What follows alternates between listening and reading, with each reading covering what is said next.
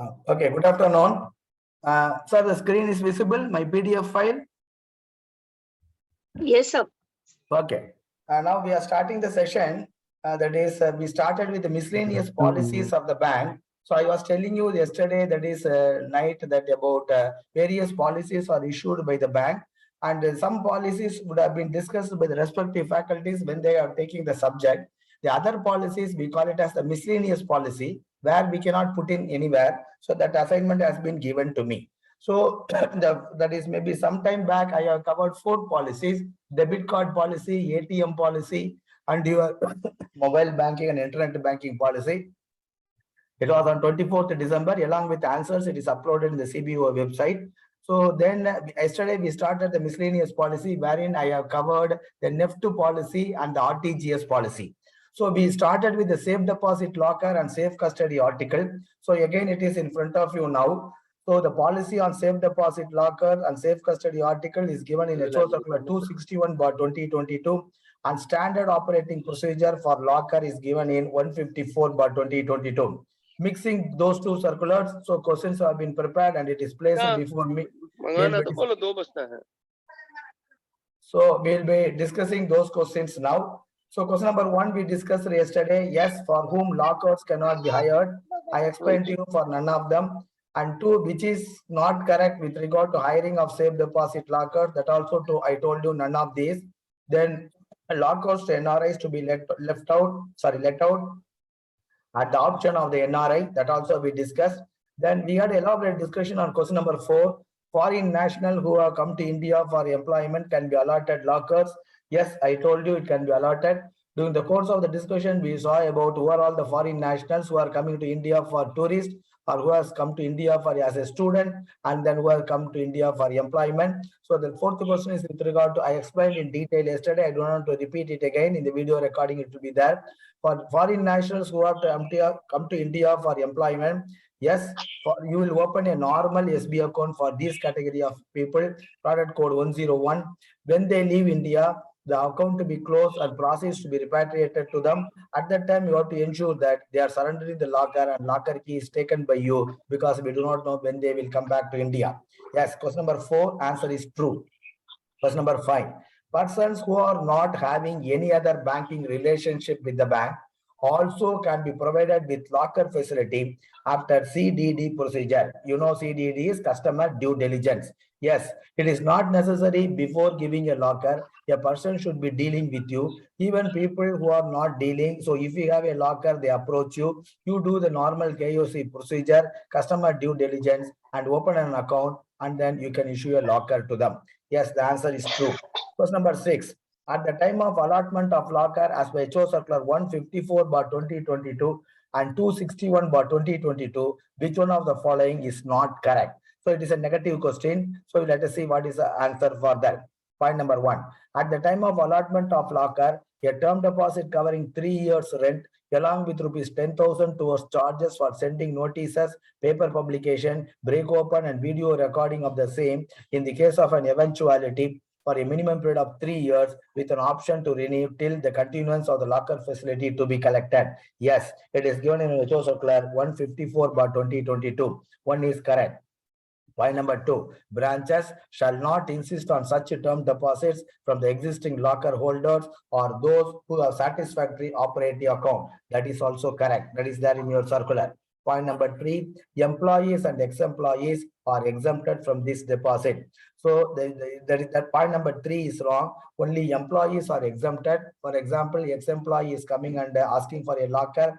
If you want to allot a locker to him, this 3 years deposit, other thing to be collected from him, employees are exempted. Question number 4, this deposit should not be encumbered in any manner. That is also correct. So the question is, which is not correct? I told you 1 is correct, 2 is correct, 3 is correct, so 3 is not correct, 4 is also correct. So which is not correct? So here you see, they are not straight away given the option. They are not given A, B, C, D. They are given 1, 2, 3, 4, and from 1, 2, 3, 4, they are given probable options. So A is 1, which is not correct. So A they are mentioned as 1. What is the 1?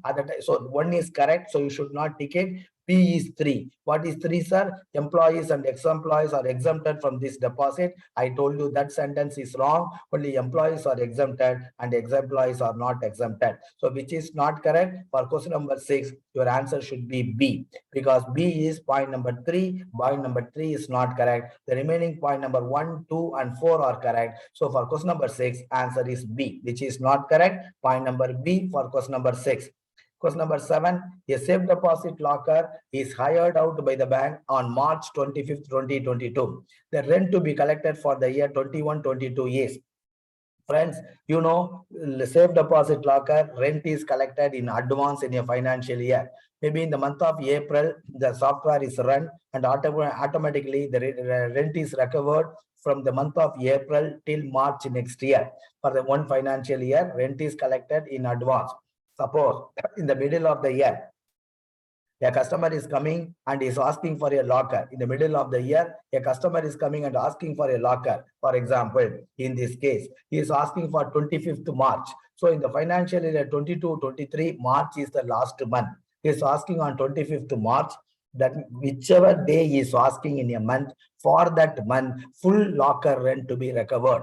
For example, if he is asking in the month of January, today we are on 14th January, if he is asking a locker on 14th January, then for January full month, February and March, you have to recover, that is 3 months rent in advance.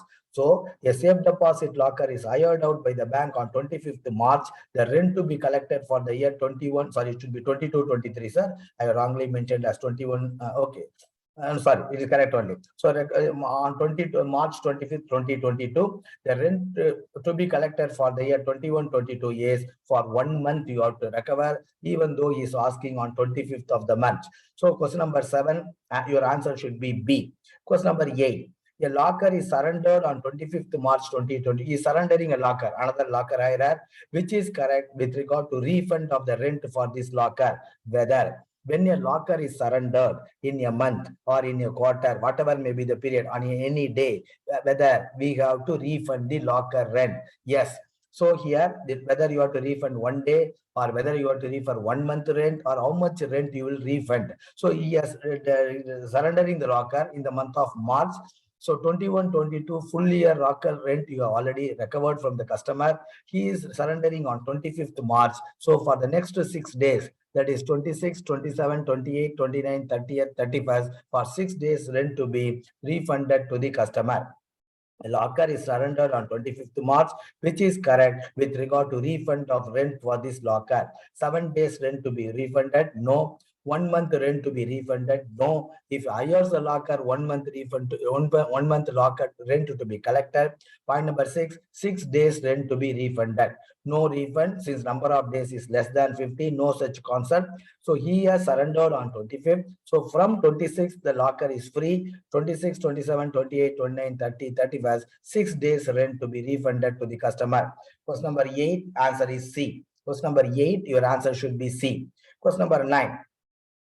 Which is correct with regard to interchange of locks, which is correct with regard to interchange of locks of surrendered locker as per HO circular 154/2022, read along with circular 261/2022. See here, what is the subject? So whenever a locker is surrendered by a locker hirer, you should not, as per the policy of the bank, we should not, that is, allot the locker to another customer. Before allotting the locker, an exercise to be done. What is that exercise? The keys and the lock of the surrendered locker to be exchanged, to be changed with another vacant locker. And if you do not have any vacant locker, you have to ask the manufacturer to come and get a new lock and key for the surrendered locker. This should be done on a periodical basis in the branch. Okay, that is, whenever a locker hirer is surrendering a locker, the same locker should not be allotted to the another locker hirer without interchanging the lock and key of the surrendered locker.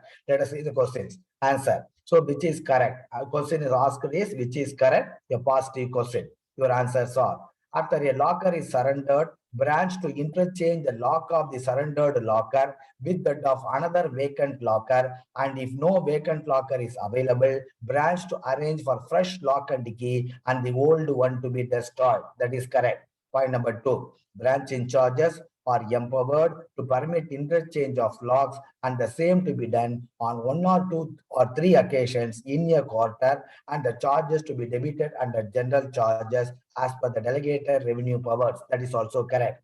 Only after completion of the interchange of lock of the surrendered locker, branch to allot it to a new hirer. That is also correct. Point number 4, interchange of lock to be done by the mechanic of the manufacturers in the presence of the officer in charge of safe deposit locker department and the branch in charge. That is also correct. So what is correct? The question is what is correct?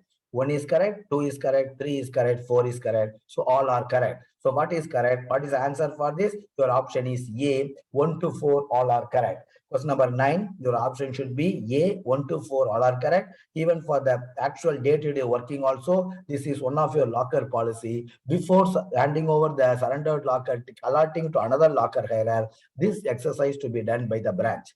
Okay, question number 9, answer is A. Question number 10, what is the maximum locker operations free in a year for staff and ex-staff from 1/4/2022? So for a general customer, so maximum locker operation 12 is permitted in a year.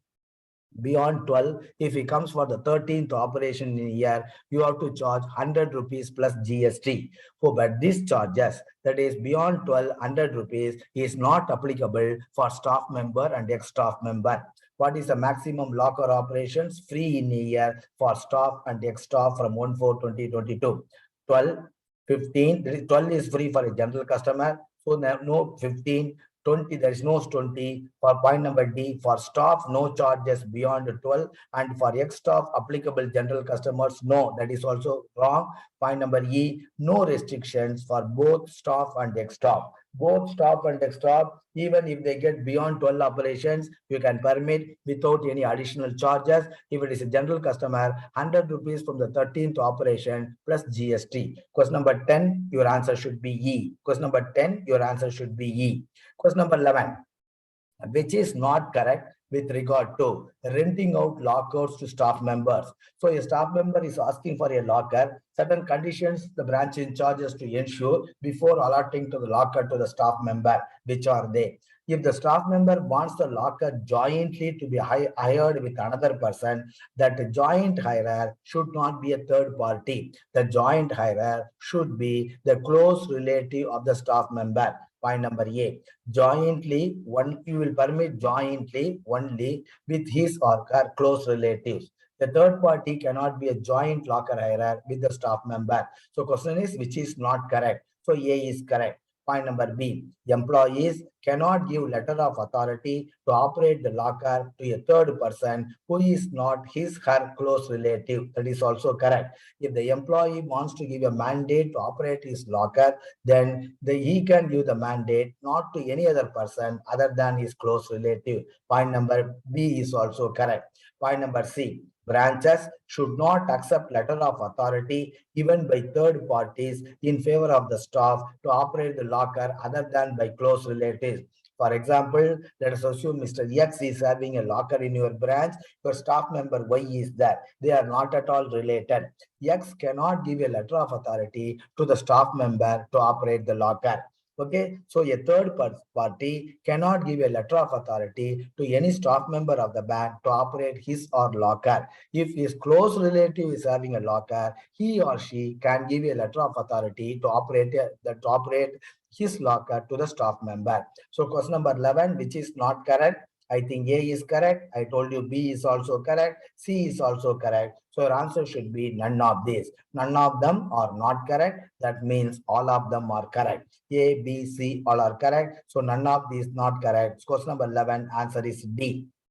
Question number 12, A and B are having a locker to be operated severally. So what do you mean by locker operation severally? So A and B are having a joint locker. As per the agreement, that is, it is any one of them can operate the locker. Either A or B, any one of them can operate the locker as long as they are alive.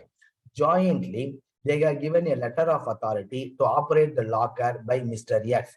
Friends, here I want to tell you, so different questions will be asked, not only for locker, even for an SB account. If a locker or SB account in the name of A and B, either are survivor, that means operation severally. The concept is operation severally. Any one of them can operate the locker as long as both of them are alive. Suppose if they want to give a mandate to a third party to operate the account. See, now you should not see what is the operation condition of the locker. The locker operation condition may be severally, or the locker operation condition may be jointly, or the locker operation condition may be farmer or survivor, or later or survivor, number one or survivor. Don't worry about the operation conditions of the locker as long as the locker is in joint names. If they want a mandate to be given to a third party to operate the locker, both A and B have to sign and give a letter to you. Similarly, this is applicable for your SB account also. A and B are having an SB account. Whatever may be the operation conditions of the SB account, if they want to give a mandate to another person to operate the account, all account holders to sign and give the mandate. On the other hand, the second point, suppose A and B has given a mandate for the locker to be operated by Mr. X. At any point of time, either one of them can approach you and give a that is reversion letter. They may come and tell anyone. So don't allow Mr. X to operate the locker.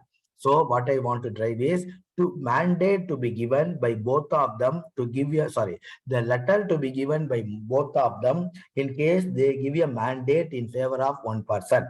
That is revocation of the mandate. So for that is stopping the mandate, any one of them can give the letter and bank has to accept. You should not say only when both of you sign and give the letter, the mandate will be withdrawn. No, any one of them can give the letter to withdraw the mandate. Let us see. Question number 12. A and B are having a locker to be operated severally. Jointly, they are given a letter of authority to operate the locker by Mr. X. That means they have to give joint letter, whatever may be the operation condition of the locker. At a later date, Mr. B approaches the bank to cancel the letter of authority. B only is coming and giving a letter to cancel the letter of authority. Your options are both A and B to give the cancellation letter since it is hired by A and B. No, that is not necessary. Point number B. Bank can take the cancellation letter from B without the consent of A and cancel the letter of authority. B can take the cancellation letter, bank can take the cancellation letter from B without the consent of A and cancel the authority. Correct. That is correct. Point number C, A, B, and Mr. X to give a letter to cancel the authority. No, that is not correct. B, none of these. So, for question number 12, the correct answer is B. For question number 12, the correct answer is B. The idea is then the account is in joint names, either locker or anything. If they want to give a mandate to operate it, so both of them have to give the jointly, whatever may be the operation condition.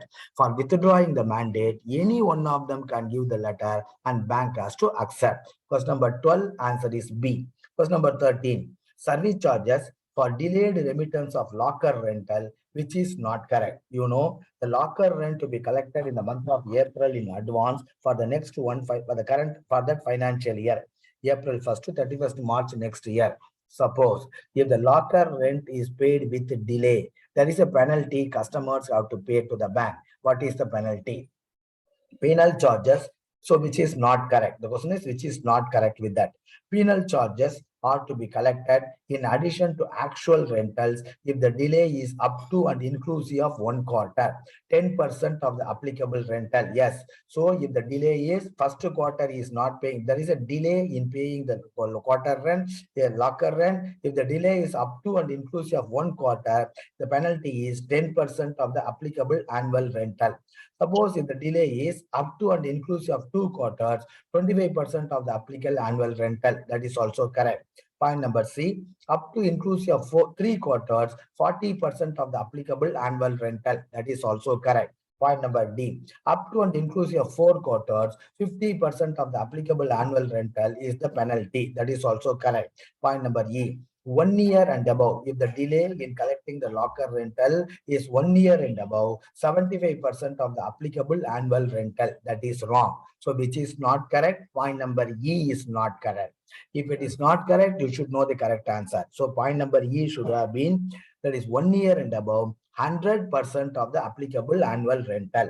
So 1 quarter, I told you, if they ask in the exam, what is it for the delayed period of 1 quarter, how much penalty to be recovered? 10%. 2 quarters, I told you 25%, 3 quarters, 40%, 4 quarters, 50%. Beyond 1 year, it is 100% of the locker rent to be collected as penalty. So question number 13, answer is E, which is wrong. The correct answer is 100% of the locker rental. Question number 14, bank shall renew the locker agreements with the existing locker customers as per the new agreement form by 1/1/2023. So by this time, you should have got the new locker agreement from 1/1/2023. Question number 15, where the lockers have remained unoperated for more than dash years, for medium risk category or dash year for a high risk category, branches should immediately contact the locker hirer and advise him to either operate the locker or surrender it. This exercise should be carried out even if the locker hirer is paying the rent regularly. So friends, you know, as per the KYC norm, customers are classified into low risk. Customers are classified into low risk, medium risk and high risk category. So 3 category. Now, a locker is hired to a medium risk customer, and if he has not operated the locker for more than 3 years. So where the lockers have remained unoperated for more than 3 years for a medium risk category, or for more than 1 year for a high risk category. The medium risk customer has not operated the locker for more than 3 years. A high-risk customer has not operated the locker for more than 1 year.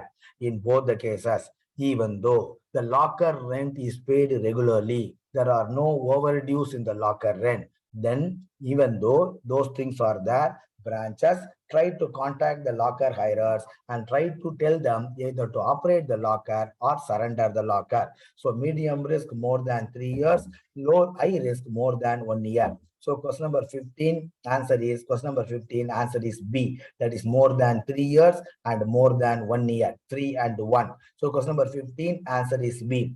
Any such condition for a low risk customer? No, no such condition for a low risk customer.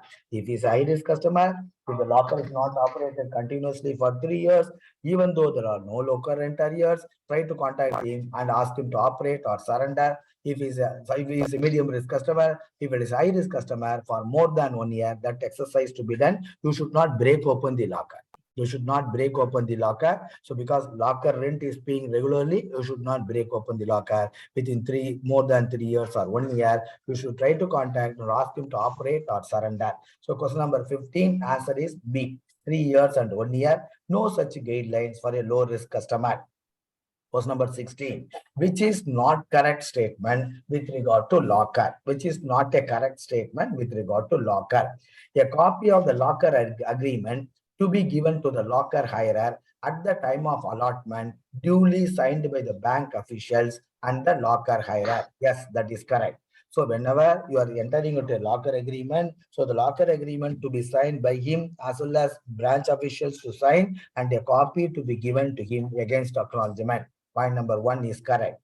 Point number 2, the receipt for rent collected to be issued if the locker hirer demands for it. That is also correct. So as of today, we are not giving any receipt. Straight away, the amount is debited in the SB account or whatever account.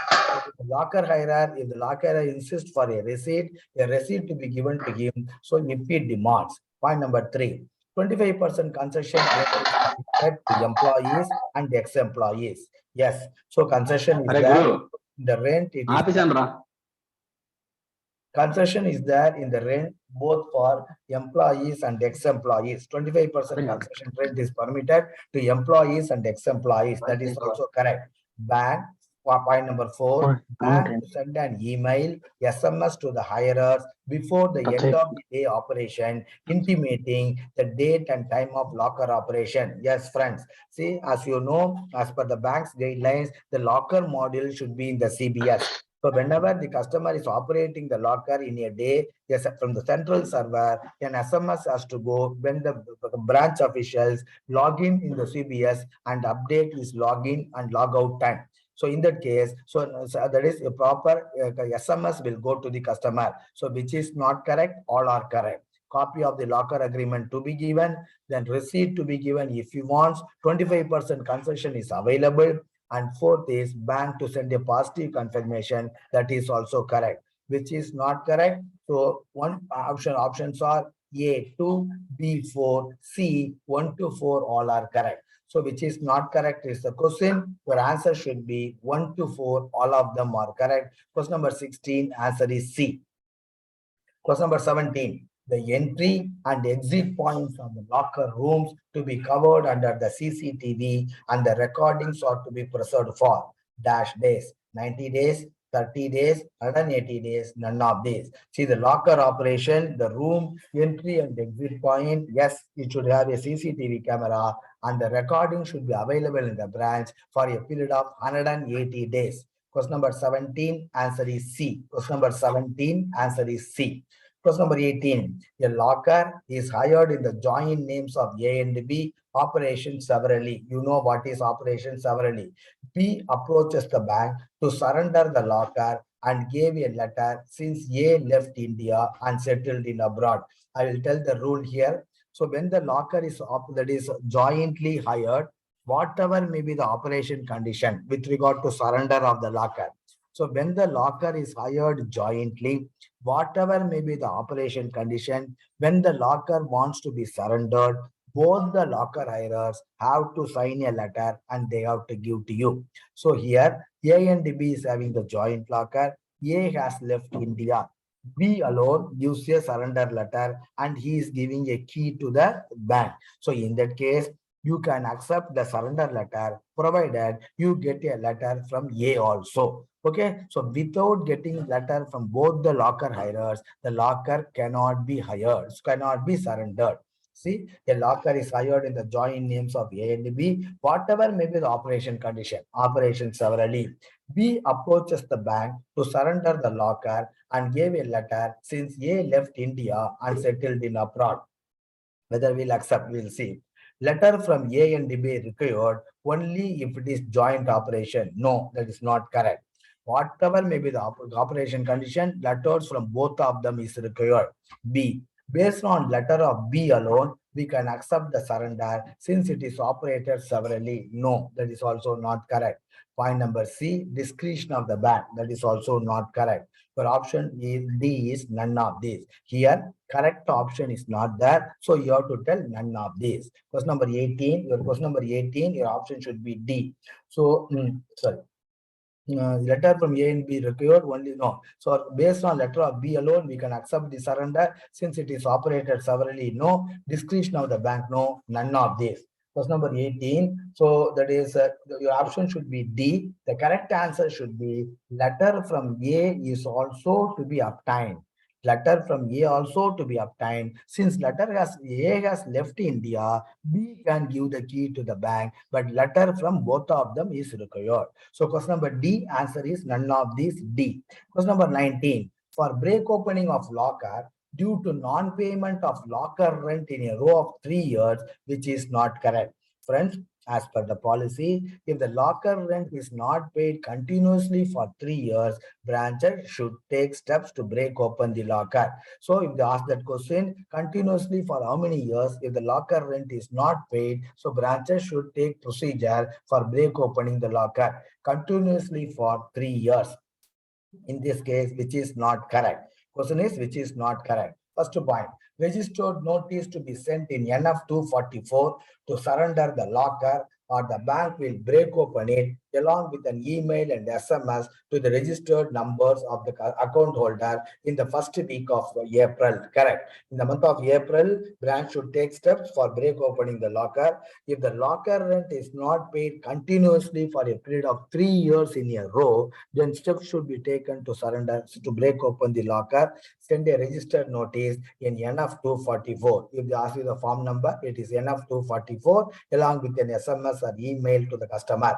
Point number 2, if there is no response from the hirer within 30 days, branches may break open the locker. So the register letter has reached the customer and you got an acknowledgement. You should have reached the customer and you should have got an acknowledgement from the hirer, not from somebody else. So you should get the acknowledgement and you should keep in your books. And if there is no response from the locker hirer, even beyond 30 days, branches to take steps to break open the locker as per the procedure. Point number 2 is also correct. Point number 3, if NF244 is returned, somebody else has signed the acknowledgement, whatever may be the case. So if the locker hirer signs the acknowledgement and you preserve it, wait for 30 days. If it does not, NF take steps to break open the locker. Or if NF244 is returned, that is not delivered, or somebody else has acknowledged and you got the acknowledgement card, in that case also, before break opening, what branches should do? They have to publish a paper publication and wait for 30 days. The paper publication should be in 2 local newspapers, out of which one should be in a vernacular. Okay, if the NF244 is returned undelivered, or somebody else also has signed and the locker hirer signature is not there, then the way out for the bank is to publish a paper publication in 2 local newspapers, of which one should be in a vernacular language, giving 30 days time to the locker hirer or to his nominees or his legal heirs, if the locker hirer is not there, to come and surrender the locker. Otherwise, bank has to tell, we are going to break open the locker. So point number 3, if NF244 is returned undelivered, publish in 2 newspapers, one in English and another local language, having wide circulation in the area of operation, giving 30 days time to the locker hirer or any other person who has interest in the contents of the locker to respond. For example, if the locker hirer has died, his legal heir or nominee can respond. That is also correct. Point number 4, if contents of locker to be disposed of to realize the dues. So you break open the locker. Then there are some contents you want to dispose of the contents for in auction, because there are some locker rent arrears as well as the break opening charges. You do not have the sufficient deposit from the customer. Then you have to give, so no, even when, so that is you want to break open and break open charges is not sufficient, etc. What you are having, then give you a newspaper publication to be given to a newspaper having wide circulation in that area by giving minimum 30 days time. First, you are given a newspaper publication in 2 newspapers if NF244 is returned and delivered. Now you are break open. So after breaking open, you want to dispose of some article to clear the dues, etc., etc. In that case, again, a 30 days notice to be given and the notice to be published in the local newspaper. Here, if you publish in 1 local newspaper, that is sufficient. What is the question? The question is, which is not correct? 1, 2, 3, 4, all are correct. 1, 2, 3, 4, all are correct. So your answer should be A. 1, 2, 4, none. So none of them are not correct. That means all of them are correct. So 1 to 4, none. 1 to 4, none. None of them are not correct. That means all of them are correct. If you see here, C also I have given 1 to 4, none. Okay, same option I have given. You forget about C. Here you take the correct option is 1 to 4, none. Okay, question number 20.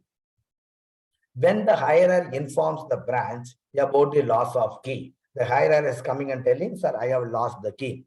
Branches to update the same in CBS SB 001 SDB usage log key loss. 3 to 4 are having computer exam.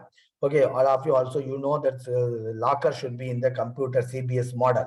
So when the hirer informs the branch about the loss of key, what the branches should do? Branches to update the same in CBS SB 001 SDB usage log key lost. Immediately, how much money the system will recover? Immediately, system will collect how much charges? Rupees 1000 plus GST. So this is called key lost charges. First, you forget about the break opening charges. That is different. Key lost charges. When a hirer comes and says that I have lost the key, you update in CBS in the locker module, then immediately 1000 rupees plus GST will be recovered from the customer's account. Question number 2, answer is B. Question number 2, answer is B. What is the key loss to charges for the staff and ex-staff? For staff and ex-staff, there are no key loss to charges. The 1,000 rupees will not be collected, but you will take break opening charges, etc. The key loss to charges for staff and ex-staff is nil. Question number 21, answer is A. Question number 22, break opening of locker due to locker rent arrears for 3 consecutive years to be permitted by 3 years locker rent arrear is there. You want to break open the locker. Who is the authority in the bank to permit break opening the locker?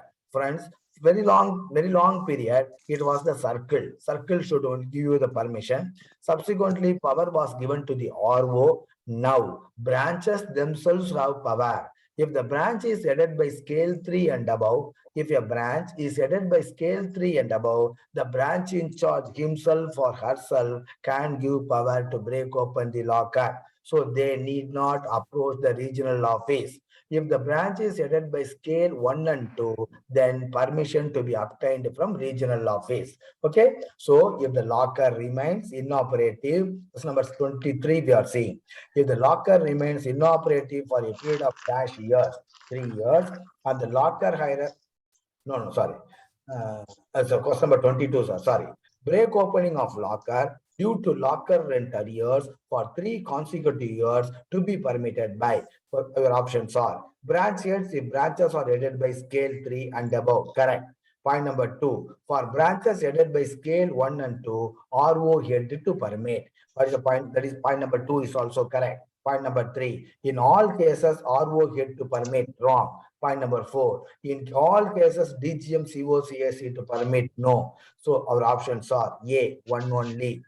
B, 2 only, C, 1 and 2. So what is 1 and 2? So up to branches headed by scale 3 and above, they can permit, and branches headed by scale 1 and 2, RO will permit. So 1 is correct, 2 is correct. What is correct answer? Question is asked, 1 and 2 are correct. Question number 22, answer is C. Your question number 22, your answer should be C. Question number 23. If the locker remains inoperative for a period of dash years, and the locker hirer cannot be located, even if rent is being paid regularly. Friends, I will tell you after this question. The bank shall be at liberty to transfer the contents of the locker to their nominees, legal heir, or dispose of the articles in a transparent manner, as the case may be, after breaking open the locker in the prescribed manner. So, first, what 2-3 things I will again repeat here so you understand. So if the locker is the previous 2 questions what we read, again I give a link to all the 3 things.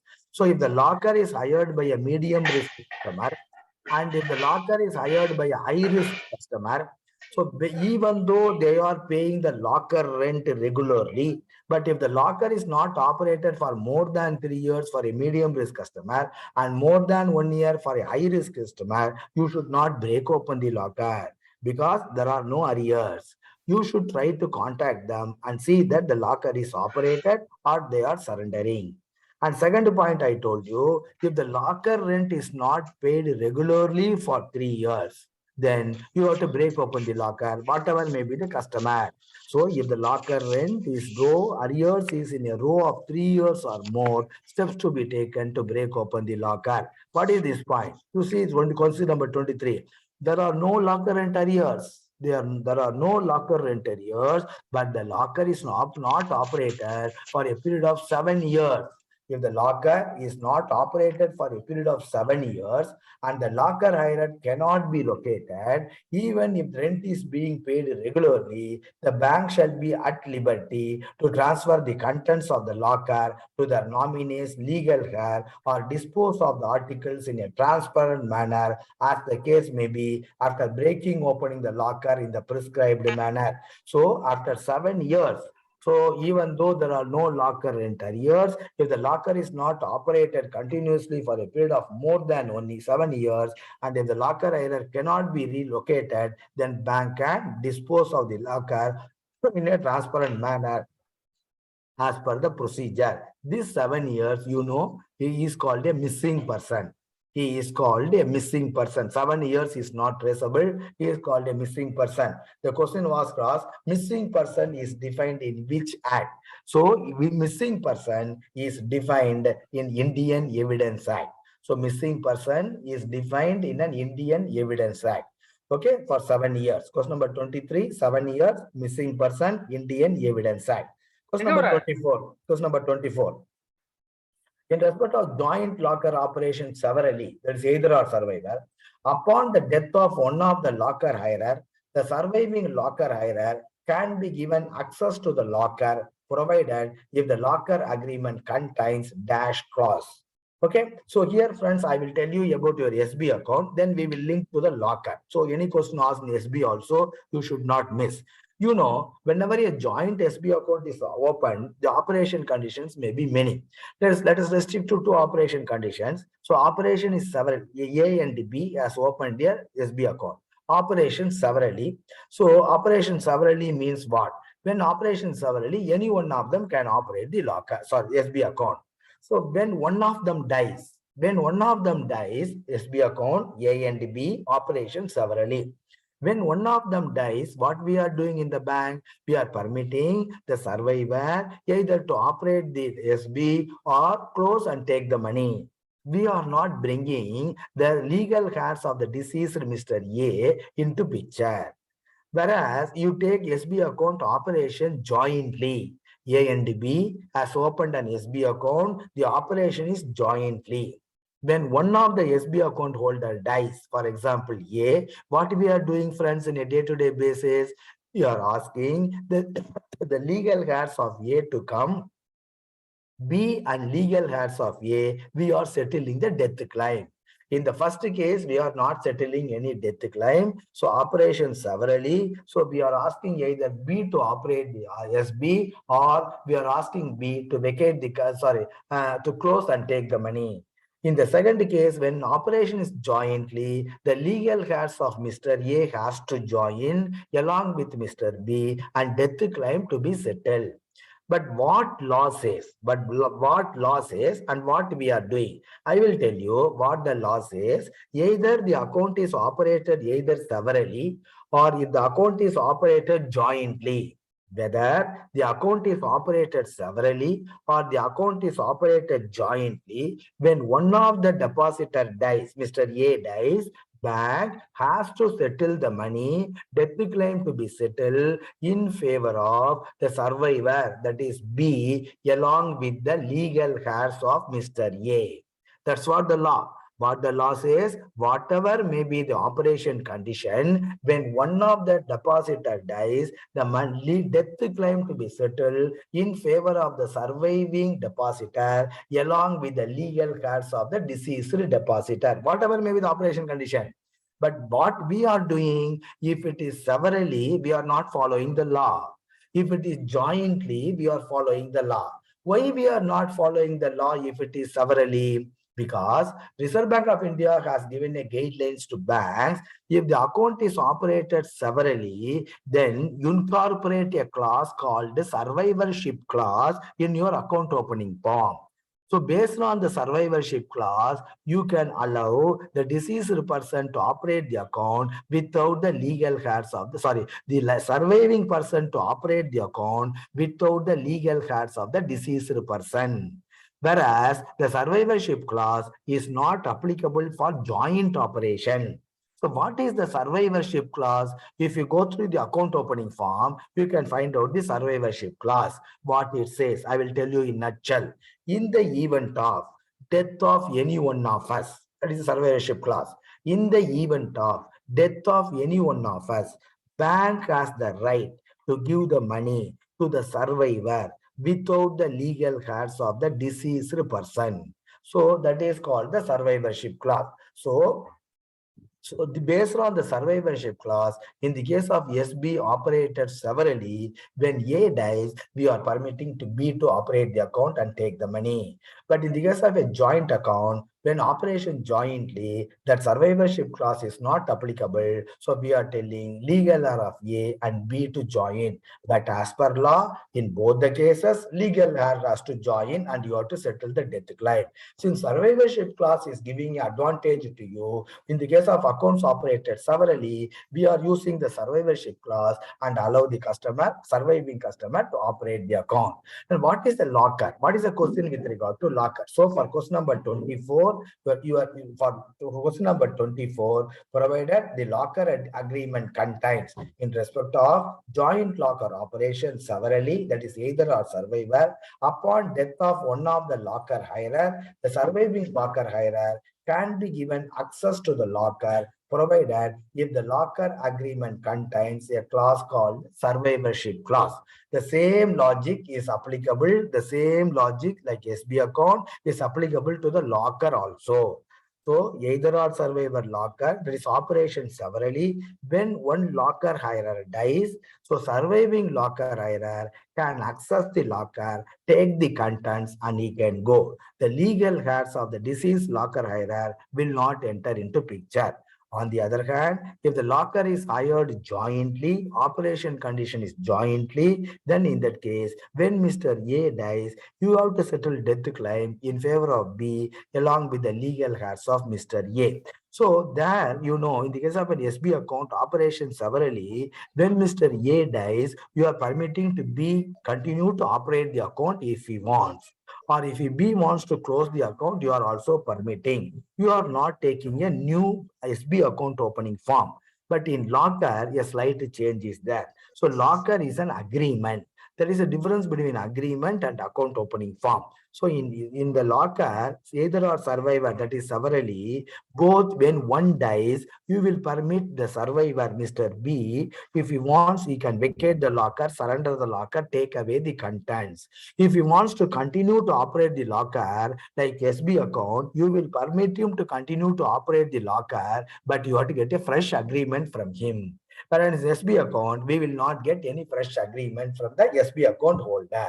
Okay, sir. So question number 24, the answer is survivorship clause. What is survivorship clause? I explained to you. Now question number 25. So the same question which I explained to you, now it is there. In respect of joint locker operation severally with survivorship clause. So joint operation severally with survivorship clause, the meaning of that if one of the locker hirer dies, which one of the following is not correct? One, delete the name of the deceased locker hirer based on the death certificate and allow the surviving locker hirer to continue to operate the locker. That is not correct. Okay, I told you one point there. No, that point will come. So point number A is not correct. That is correct in an SB account. So point number A is not correct. Point number 2, locker to be operated by surviving locker hirer along with the legal heirs of the deceased locker hirer. No, it is operation severally, survivorship clause. 2 is not correct. Point number 3, surviving locker hirer can be allowed to vacate the contents of the locker and surrender the locker. Correct. Point number 3 is correct. 1 is not correct. 2 is not correct. 3 is correct. What is 4? If surviving locker hirer wants to continue to operate the locker, get a new locker agreement and permit. I told you, either or survivor, that is operation severally, survivorship clause is there. When one locker hirer dies, the survivor can vacate the locker, or the survivor can continue to operate the locker by giving a new agreement. So 3 and 4 are correct. The question is, which one of the following are not correct? So in respect of the locker operation with the survivorship clause, which one of the following is not correct? That is the question. So which is not correct, sir? B is not correct. So B is 1 and 2. 1 is not correct, 2 is not correct. So your answer for question number 25 should be B. So your answer for question number 25 should be B, because the question is which is not correct. 1 is not correct, 2 is not correct, 3 and 4 are correct. Question number 26. So question number 25, your option should be B. Question number 25, your option should be B. Question number 26. If there is an event of merger, closure, or shifting of branches and lockers are going to be relocated, Customers are to be intimated at least dash months in advance. So you are going to shift a branch, or you are going to merge a branch, or you are going to close a branch. Within how many days the customers have to be intimated? Within 2 months notice to be given to the customer. Customers are to be intimated at least 2 months in advance. Whether it has to be published in the newspaper? Yes, the same. If they ask that question, whether it has to be published in the newspaper? Yes, it has to be published in two local newspapers. So if there is an event of merger, closure, or shifting of the branch, 30 days no, 60 days notice, 2 months notice you have to give, asking him either to come and vacate and use in the new premises, or bank will shift it to the new premises. The same message has to be published necessarily in two local newspapers. Okay, sir. Question number 26 is answer is 2 months. Question number 26, answer is 2 months. Question number 27. Balancing of vacant lockers to be taken once in 6 months on the last day of September and March. If they ask the question, don't miss it. Balancing of vacant lockers to be taken once in 6 months on the last day, not last Friday, on the last day of March and September, along with the balance sheet. Okay, March and September. Question number 28. The number of vacant lockers and the number of keys for such lockers should tally at the time of balancing. Should tally at the time of balancing. If there is any difference, the same to be reported in which return. If there is a difference, the same to be reported in PRR 18D. PRR expansion is periodical review return. Periodical review return 18D, D for Delhi. Question number 28, the number of vacant lockers and the number of keys for such lockers should tally at the time of balancing. You know when to be balanced. If there is any difference, the same to be reported in PRR 18D. Question number 29, the details of vacant lockers, locker arrears are to be furnished by branches in which return. So another return is there where branches to furnish the vacant lockers and locker arrears, if any. The return number is question number 29. The return number is PRR 22. Periodical review return. PRR 22. Question number 29. Answer is PRR 22.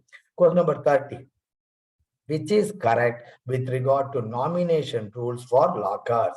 Very important question, friends. Very important question. So I will tell the nomination rule for deposit. Then I will tell the nomination rule for locker. There is two differences between the two.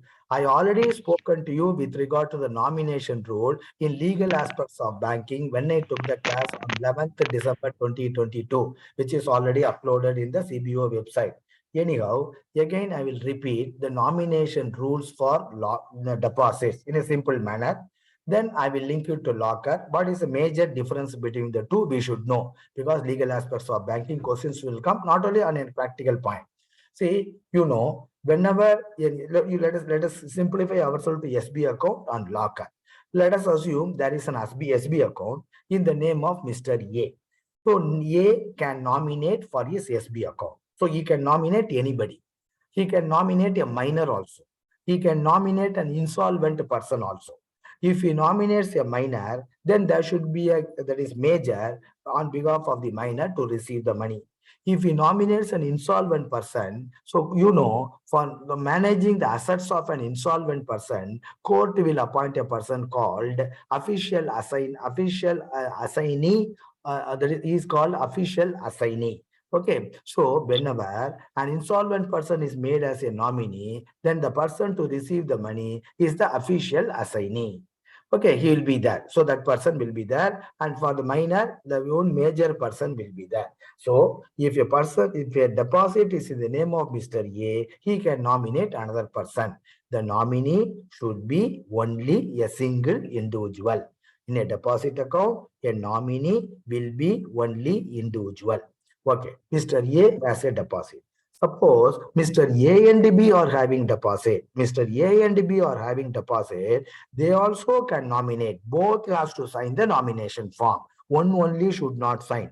Whatever may be the operation condition of the SB account, both to join and nominate again only a single person. Even though there are more than one deposit account holder, they can nominate only one single person. It can be a nominee, it can be a minor, or he can be a that is insolvent person also. They can nominate. Okay. Now that is, if the deposit is in the name of a proprietorship form, an SB account, or sorry, current account is in the name of a proprietorship form, that proprietorship form can also nominate. So a person they can nominate. Then who can be a nominee? Like an individual deposit account or a joint deposit account for a proprietorship account, the nominee will be again a single individual only. So single deposit, single nominee. Joint deposit, single nominee. Proprietorship account, single nominee. Okay, so other than these three types of accounts, nomination is not possible for any other SB account or current account or deposit account. For example, a deposit in the name of a society, or a deposit in the name of an association, or deposit in the name of a company, a partnership firm, they are all called entities. Deposits in the name of an entity, nomination rule is not there. They cannot nominate.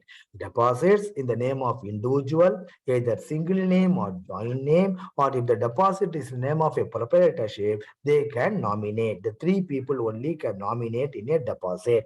Okay, the nominee will be a single individual only. Whatever may be the operation condition, so nomination is possible in a deposit account. A nominee will be a single individual only. Next question to you is, what can be the maximum number of joint deposit holders, either SB or current or term deposit? So what is the maximum number of joint deposit holders in any deposit in the bank? So far, it was 4. Now, there is no such restriction. Reserve Bank of India has not given any restriction on the joint deposit holders. So far in the bank, it was 4. Now, there is no such restriction. So, whatever may be the number of joint depositors, whatever may be the operation condition, all of them join together and make one person as the nominee. So, and then in the case of a proprietorship account also, there can be only one nominee. Okay, sir, this is with regard to deposit. So, how many, that is what type of deposits accounts can have nomination and how many nominee can be there. Settlement of nomination, I will come later. So now I will go to locker.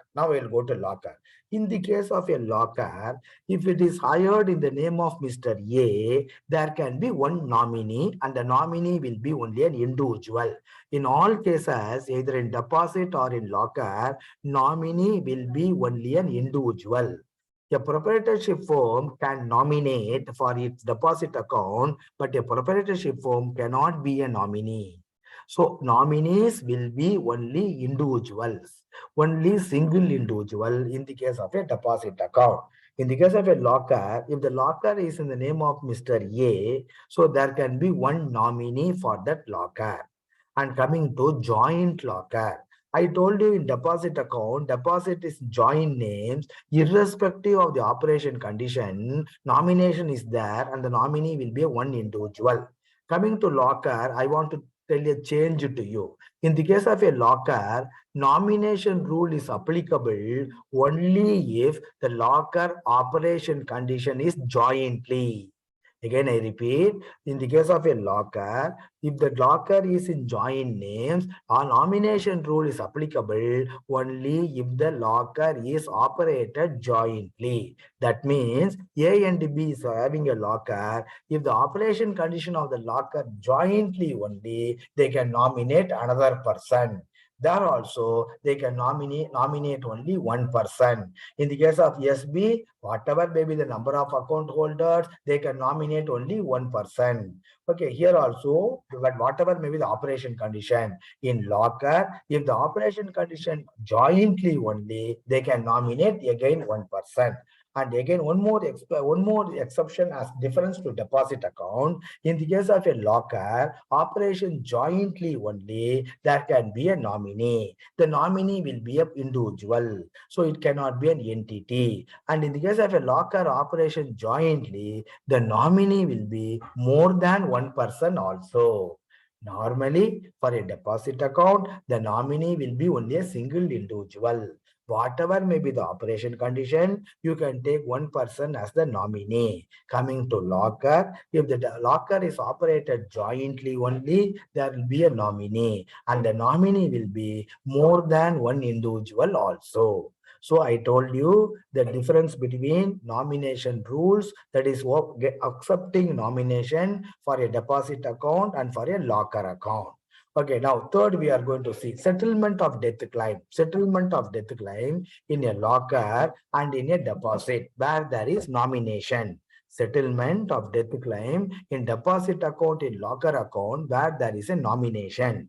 I will give the example. In the case of deposit account, let us assume A is the account holder. There is a nomination for that. When A dies, let us assume X is the nominee. When A dies, money will go to the nominee.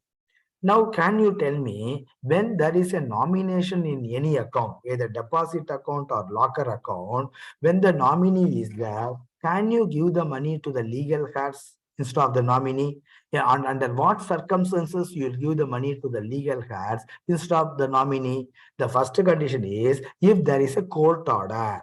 If there is a court order restricting the bank not to give the money to the nominee, you will give the money to the person named in the court order. Three occasions you can do like that. The second, if a probate holder comes to you, if a nominee also comes to you, you will give the money to the probate holder instead of the nominee. What do you mean by a probate holder? When a person dies after writing a will, he has written a will and he dies. The person named in the will is called the executor. So after me, the money should go to this person. Okay, the person, so he has given a nomination, somebody in the bank deposit, and in the will, he has written somebody else's name for the deposit. The person named in the will is called the executor.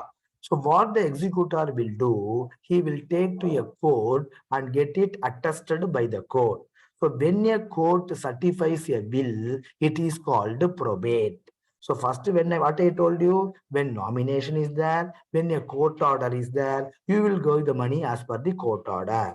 The second case, when a probate holder comes, you will give the money to a probate holder instead of the nominee. What do you mean by probate holder? A will certified by the court is called probate. The person named in that probate is called probate holder.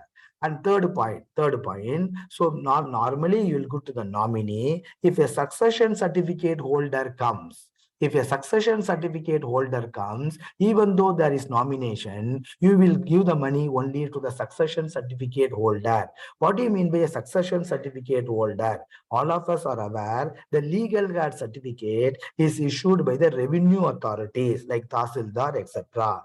Whereas if the same legal guard certificate is issued by a court, it is called a succession certificate.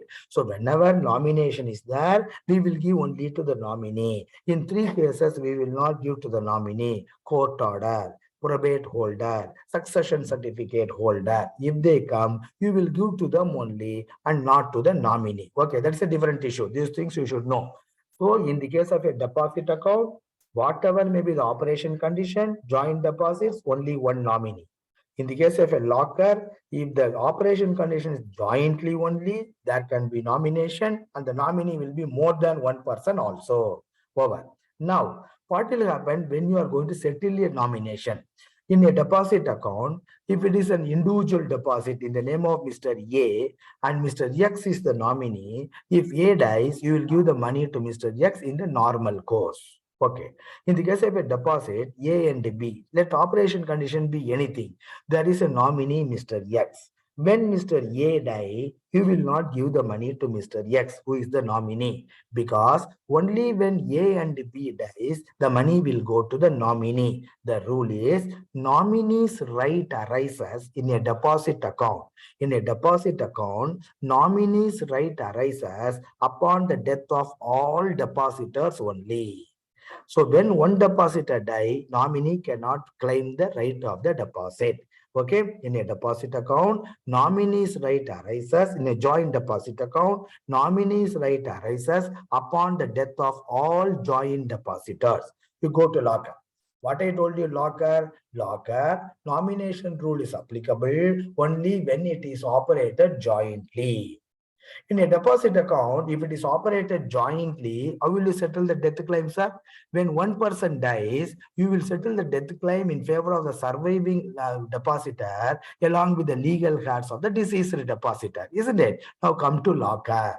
In the case of a locker, operation jointly only, there can be nominee and the nominee can be more than one also. Let us assume A and B are the joint locker hirer. The locker is operated jointly. Let us assume they have nominated X and Y as the nominees. When Mr. A dies, you have to settle the death claim in favor of Mr. B, who is the surviving locker hirer, along with the nominee or nominees. If there are two nominees, you have to ask Mr. X and Y come to you. You have to ask Mr. B to come to you. You have to settle the death claim in favor of three of them. On the other hand, if it is a deposit operated jointly, what you would have done? If A dies, when there is a nomination, nominee you will not call. You will call only the surviving depositor, Mr. B, and the legal heir of Mr. A, and you will settle the claim. So in the case of a locker, when one of the locker hirer dies in a joint locker, operation jointly, nomination is permissible. The nominee can be more than one individual also. When one of the locker hirer dies, bank will settle the death claim in favor of the surviving locker hirer along with the nominee or more than one nominee along with the nominees. The legal heirs of the deceased locker hirer will not enter into picture. This is the major difference, sir. So that is registration of nomination. I told you the difference. Settlement of nomination. I told you difference in the case of a locker and deposit. Now let us see. Question number 30. Now you'll be able to answer the question.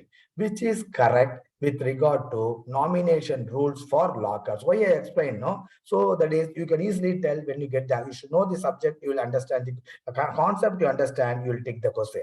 Which is correct with regard to nomination rules for lockers? In respect of lockers hired jointly, nomination rules is applicable only if locker is operated jointly. I told you, no, correct. In respect of point number 2, in respect of lockers operated jointly, nominees can be more than one individual. That is also correct. Point number 3, in respect of lockers operated jointly, nominee or nominee's right arises upon the death of any one of the joint hirers. I told you, no, locker operation jointly in the name of A and B, X is the nominee. When A dies, or X and Y are the nominees. When A dies, you will call B and the nominee and give the money. So in the case of a locker, operation jointly, when one of the locker hirer dies, so the nominee right arises. In the case of a deposit, only both the depositor dies, nominee's right arises. Okay, so point number 30, that is question number 30, point number 3 is also correct. So in respect of lockers operated jointly, nominee or nominee's right arises upon the death of any one of the joint hirers. Correct. So point number 1 is correct, 2 is correct, 3 is correct. Point number 4, nomination should not be accepted if there are any locker rent arrears. No such thing. Even if there are locker rent arrears, if that fellow wants and gives the nomination, you have to accept the nomination. 4 is not correct. What is the question? Which is correct? 1 is correct, 2 is correct, 3 is correct, 4 is not correct. So your option should be, that is B. What is B? 1 to 3 only. 1 is correct, 2 is correct, 3 is correct. So 1 to 3 only. Question number 30, answer is B. Question number 31. Which is the odd man out as per HO circular 154 by 2022. What is odd man out means? I told you what is wrong, which is not correct. When locker is allotted to a customer, branches to open the locker. So this question is mainly giving the options for locker, that is operation by the branches in the CBS model. So questions may come for 3 to 4 for the computer exam, or even for the branch in charge is 2 to 3, because locker should be in the CBS model only. Okay, please understand this, which is the odd man out as per HO circular 154 by 2022. When locker is allotted to a customer, branches to open the locker in CBS option 8058 SDB allotment and nominee details, if any, to be uploaded in BS 526. That is correct. Point number 2, when the locker is operated by customers, branches to update the operation details in SB001 SDB usage log access on the same day of locker operations, like date, check-in and check-out time, so that SMS and email will be sent to the customer from the central server before the day end as a positive confirmation. That is also correct. Point number 3, if the key is lost, the same to be updated in SB001 SDB usage log key lost. Immediately, 100,000 rupees will be debited to the customer's account along with the GST. Point number 4, if locker is not available, branches to maintain. So, if the locker, point number 4, if the locker is not available, branches to maintain wait list in SB002 customer wait list. That is also correct. Point number E, upon surrender of the locker, branches to close the locker account in option SB004. So, which is correct, but which is the odd man out. So, none of them are not odd man out. All of them are correct. So, your option should be, question number 31, option should be B, 1 to 4, none. So that means all of them are correct. So these options you should know. If they ask, you should not miss it out. It is given the standard operating procedure for locker, HO circular 154 by 2022. From there, I could take out the CBS option. So 1 to 4, none of them are they are not odd man out. That means all of them are correct. So question number 31, answer is B. Question number 32. What is the maximum number of persons who can jointly deposit a safe custody article? I told you, locker, joint names. Any number of people can be a joint locker hirer. Similarly, in a deposit, any number of people can be a joint deposit holder. But in the case of a safe custody article, maximum persons who can deposit safe custody article, maximum 3 only. Maximum 3 only. Here, one more point I want to drive home is, please note it down, safe custody article. When a customer is coming and depositing a safe custody article, if they want to deposit jointly, the maximum depositors can be 3. It cannot be more than 3. Nomination rule. Nomination rule also, you please go through my legal aspects. Just I will cover once again. In the case of a safe deposit article, if it is deposited by a single person only, nomination is permitted. If a safe deposit article is deposited by a single individual only in his name, nomination is permitted. If it is deposited jointly, either by 2 persons or 3 persons, more than 3 persons you cannot accept. If it is deposited jointly, they cannot nominate. You see the nomination rule. Deposit, whatever is the operation condition, nominee will be a single individual. In the case of a locker, if that is not the locker operated jointly only, nomination is permitted. More than one nominee is also permitted. Safe custody article, if it is deposited by a single person only, nomination is possible and the nominee is a single individual. So for question number 32, the answer is 3. Question number 32, maximum number of people, 3. Now, the remaining next question, we are going to next to policy, important policy given by Reserve Bank of India.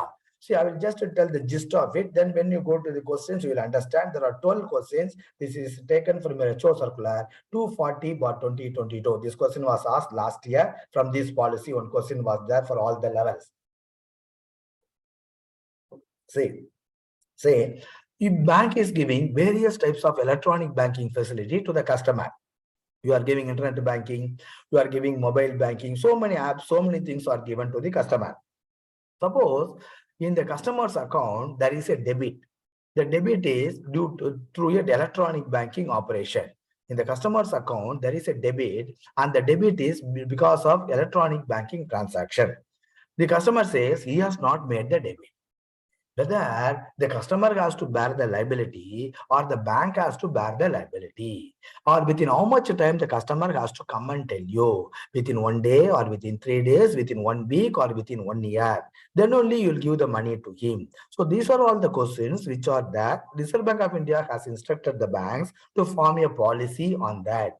So our bank has formed a policy, and the policy is there last year, and this year also the policy is there. HO Circular 240/2022. Total questions, if you understand, that is a circular, nothing else. Okay, I have made it so much simplified. First, the call center in our bank to report unauthorized electronic banking transactions. The call center in our bank to report unauthorized electronic banking transactions is functional in how many regional languages besides Hindi and English? If they ask, you should not miss it out. It is 10 regional languages other than Hindi and English. Okay, 10. Very simple. Question number 1, straight question. Answer is A. Question number 2. The bank shall not offer facility of electronic banking transactions. If the customer comes and asks, I want internet banking, I want mobile banking, you have to ask for mobile number. Without mobile number, you cannot give any electronic banking services to the customer, but only one option you can give him without the mobile number, that is ATM cash withdrawal. Other than ATM cash withdrawal, you have to ask him to register the mobile number with you. Without that, you will not permit him to give any electronic banking services. The bank, question number 2, the bank shall not offer facility of electronic banking transactions other than ATM cash withdrawal to customers who do not provide mobile number to the bank. Our options are internet banking, mobile banking, ATM cash withdrawal. You can permit ATM cash withdrawal without the mobile number. So question number 2, answer is C. Question number 2, answer is C. If the unauthorized, I will three, four questions, next to 3, 4 questions are very important. So please apply your mind, you hear it, so you will understand it. So if the unauthorized transaction was made due to contributory fraud, negligence, deficiency on the part of the bank, customer has zero liability to bear irrespective of whether or not the transaction is notified, reported by the customer. True or false? See now, that is an unauthorized debit has taken place in your customer's account. The customer has not come and reported tomorrow. The customer has not reported 1 year. The customer has not reported 25 years. On 30th year, he is coming and he is showing the passbook and he is telling, sir, this transaction I have not done. So now who has to bear the liability if there is the deficiency on the part of the bank? Because of the bank's deficiency, some fraud has taken place. Either some staff members has debited the account through electronic banking, or your internet banking and mobile banking were not, they are very quickly that is accessed by outsiders. So that your software is not strong. So if the deficiency is on the part of the bank, then customer has zero liability. That means customer need not bear the liability. Bank has to reimburse it, whether the customer reports the unauthorized transaction, the customer does not report the unauthorized transaction. You should not tell to the customer if there is a deficiency on the part of the bank. If some staff members have done the fraud and the account is debited, I will reimburse it to you only if you come and tell me within 2 days. No, no such a thing. So that's what. If the unauthorized transaction was made due to contributory fraud, negligence, deficiency on the part of the bank, customer has zero liability to bear. That means customer need not bear anything, irrespective of whether or not The transaction is notified, reported by the customer. So if the bank finds out, bank itself will reimburse. When the customer comes and tells, the bank has to reimburse. For the different period, no, for the debit period, let us assume 1 year is over. After the customer comes and tells, the bank has to credit to the customer's account. Then for that 1 year, for the shadow balance, bank to give SB interest also. Okay, if the deficiency is on the part of the bank, negligence, so customer has zero liability to bear whether he reports about the fraud to the bank or not.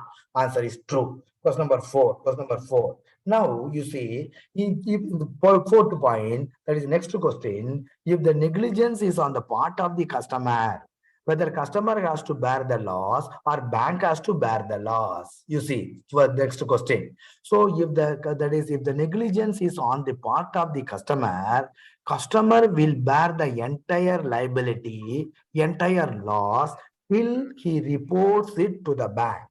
Once he reports to the bank, the responsibility of the bank is immediately to block all electronic banking transactions in that account. If the bank fails to do it, so then after the customer reports, the bank is responsible for any debit takes place without the customer's consent. Say in cases, again I repeat, if the loss is due to negligence of the customer, that is customer has given the ATM card number, or customer has given the CVV number, or customer has shared the OTP, because of that the account is debited. In that case, bank is not liable. Customer is 100% liable. Till what time? Till customer reports about that fraud to the bank. Because once the customer reports about the fraud, bank has to close entire thing regarding the customer, any electronic banking facility it is given, it has to block everything. So otherwise, the bank is responsible. Let us see. In cases, question number 4 we are seeing, this is an RBI guideline which bank has framed a rule. In cases where the loss is due to negligence by customer, such as where he or she has shared the payment credentials, which is correct. Point number 1, the customer shall bear the entire loss until she reports the unauthorized EBT. EBT means electronic banking transaction. Until she reports the EBT to the bank, till such time he or she has to bear the loss. Any loss occurring after the report of the unauthorized EBT shall be borne by the bank. Any loss occurring after he reports the unauthorized EBT should be borne by the bank. Point number 3, any loss occurring even after the customer reports the unauthorized EBT to the bank, customer only has to bear the entire loss since negligence on the part of the customer. No. Point number 4, customer reports the loss or not, bank has to reimburse the full amount since it is covered under insurance. No. So point number 1 is correct, point number 2 is correct. So in cases where the loss is due to, that is negligence by the customer, such as where she has shared the payment credentials, which is correct. 1 is correct, 2 is correct. So your option should be, question number 4, your option should be, which is correct, 1 and 3. No, 1 and 2. 1 and 2 are correct. Question number 4, option should be B. Question number 4, your option should be B. Question number 5. The customer has zero liability in case of an unauthorized EBT due to third-party breach where the deficiency lies neither with the bank nor with the customer when the customer notifies the bank within dash working days of receiving the communication from the bank about the debit. I will explain this point. Previous 2 points I will tell, I will come, you will understand. If the deficiency is on the part of the bank has to bear the loss. If the deficiency is on the part of the customer will bear the loss till he notifies about the debit in his account, and from that point of time, bank has to bear the loss if subsequently any debit. 2 points. Third point, customer is not deficiency. There is no problem on the part of the customer. He has not revealed anything to anybody. Similarly, bank also, no fraud has taken place. Bank also is very strong in its internet banking and mobile banking. Firewall, everything is paka. No deficiency on the part of the bank, no deficiency on the part of the customer. But somebody, some fisher, this thing, so many fellows, they entered into and debited the customer's account. No fault on the part of the customer, no fault on the part of the bank. In spite of that, there is a fraudulent transaction has taken place. Now, who has to bear the loss? Whether bank will tell, no, no, no, we will not give you the money, or the customer will ask the bank, you have to give me the money. So when the deficiency is not with the bank, when the deficiency is not with the customer, whenever you know there is a debit takes place in the customer's account, he will get an SMS. Within 3 working days of receipt of the SMS, if the customer comes and tells you, I have not made this debit in my account, in that case, you will examine whether he has made or somebody else has made in your bank. If both of them have not made, somebody else has made, then customer has zero liability. That is, you have to reimburse the entire amount to the customer. So deficiency is not with the bank, deficiency is not with the customer, and somebody has done the fraud. In that case, customer has to intimate about the debit within 3 working days. If the customer intimates about the debit within the 3 working days, and if it is proved that no deficiency on the part of the customer, no deficiency on the part of the bank, then customer has zero liability to bear. That means the entire money will be credited to the customer's account. So the important number is point number 5. Question number answer is C. Point number 5, your answer should be C, within 3 working days. Okay, this number of days are important. First, deficiency on the part of the bank. Bank has to bear the loss. Deficiency on the part of the customer. Customer has to bear the loss till he reports the fraud, and that is after that bank is responsible. Now, customer is not problem, bank is not problem. In spite of that, there is an EBT debit as done. So in that case, customer will have zero liability, that you have to give the full money to the customer if he reports about the EBT within 3 working days from the date of he getting the SMS from your bank, not from the date of debit, from the date of 3 working days from the time of receipt of SMS from the bank. Question number 5, answer is C. Question number 6, in the above case, suppose customer fails to notify within 3 working days. He comes and notifies from 4 to 7 working days, beyond 3 days, but within 7 working days. If he comes and reports to the bank within 4 to 7 working days, whether he has to bear the loss or bank has to bear the loss. Some portion the customer has to bear because he has not reported within 3 working days. Some portion he has to bear, some portion the bank will bear. How much he has to bear and how much the bank will bear, let us see. Your options are. So in the above case, if the customer notifies the bank from 4 to 7 working days from the date of getting intimation from the bank, what is the liability of the customer? Liability of the customer means how much he has to bear. If it is an BSBD account, if a fraud has taken place, customer will bear, that is 5,000 rupees. So that is, deficiency is not on the part of the bank, deficiency is not part of the customer, but the customer reports about the debit between 4 to 7 working days from the date of getting intimation from the bank. If the debit has taken place in the BSBD account up to 5,000 rupees, customer has to bear the loss.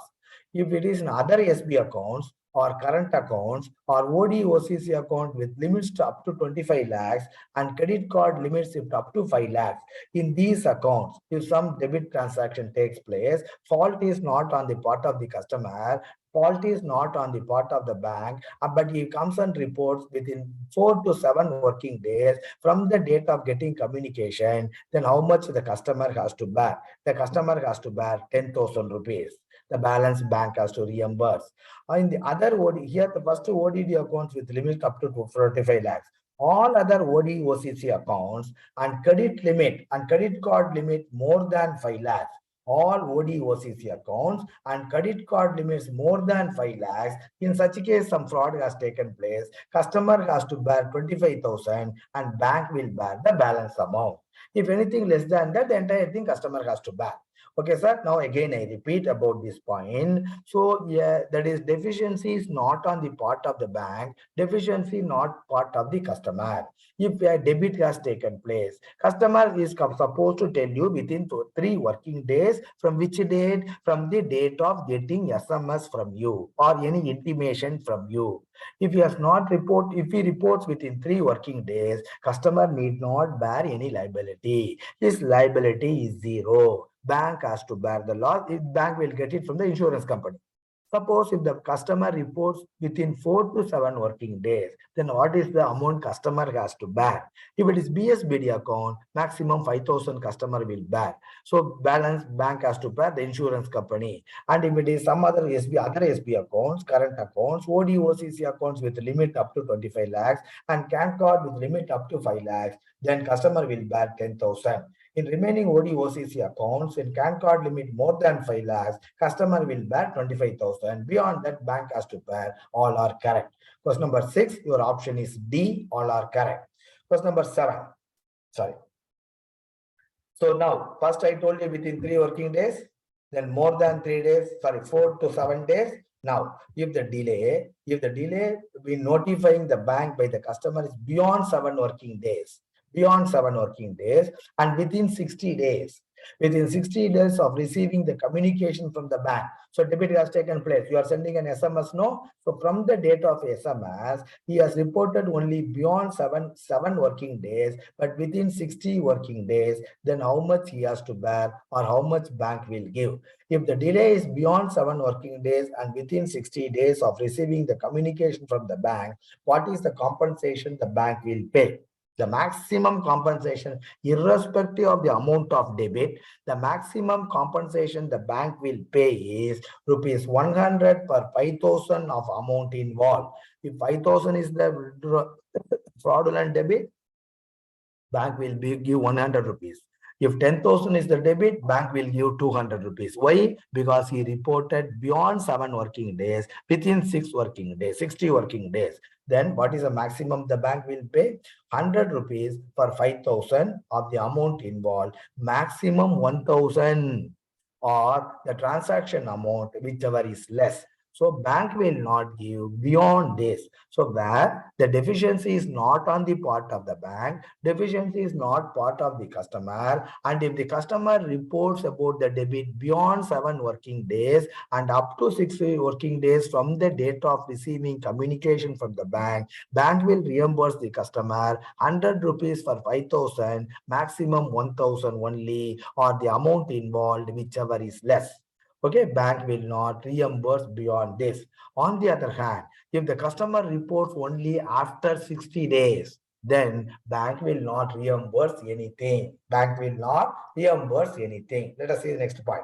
Question number 8, which is not correct with regard to delegation of powers for paying the compensation to the customer.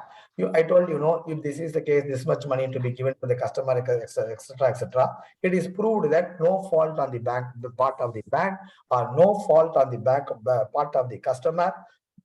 Then within 3 working days, he has communicated, then entire money you have to give to him. Now, who is the authority to permit that? That is a question. Committee of DBSB on electronic banking transaction fraud risk up to 5 lakhs. Yes, they can permit. DGM of the concerned wing more than 5 lakhs up to 10 lakhs. Yes, they can permit. Executive director more than 10 lakhs. Yes, he can permit. So A is correct, B is correct, C is correct. They are the delegated authority. So which is not correct? None of these are not correct. Question number 8, A, B, C, all are correct. Your option for question number 8 is D. Question number 9, the compensation for the customer, if he reports beyond 60 days, I told you, within 3 days, working days, then 4 to 7 working days, beyond 7 up to 60, and if he comes and reports beyond 60 days, the compensation is nil to the customer. Question number 9, answer is B. Question number 9, answer is B. Question number 10, further, if the customer does not provide the necessary documents within dash calendar days of bank seeking the document, the bank is not liable to compensate the customer. When the bank has to compensate the customer, we already saw within 3 working days, 4 to 7, etc., the bank has to compensate. Provided before compensating the customer, when the customer goes and complains to the bank will ask certain documents from the customer, like police complaint, a copy of the debit card, etc., etc. Bank will ask. The customer has to give all those documents which the bank is asking within 15 calendar days. If the customer is not giving all those things within 15 calendar days, even though the customer reports the transaction within 3 working days, bank will not reimburse anything. So further, if the customer does not provide the necessary document within 15 calendar days of the bank seeking the document, the bank is not liable to compensate the customer. So 15 days, 15 calendar days. Question number 10, answer is C. Question number 10, answer is C. Two more questions on this topic. On being notified by the customer, the bank shall credit. Customer comes and tells within 3 working days. So when bank has found out, customer is correct. On being notified by the bank shall credit, shadow reversal, the amount involved in the unauthorized electronic banking transfer to the customer's account within dash working days from the date of such notification by the customer without waiting for settlement of the insurance claim, if insurance claim, if any, with value date from the date of EBT within 10 working days. So bank has to reverse the money when customer gives everything and the customer is not wrong. When the customer gives everything, bank has to reverse the money within 10 working days without waiting for the insurance claim from the insurance company. Okay, sir. Question number 11, answer is 10. Last question. SMS alerts or so that is for question, sorry, for question number 11, answer is A. Question number 11, answer is A, 10 working days. Question number 12.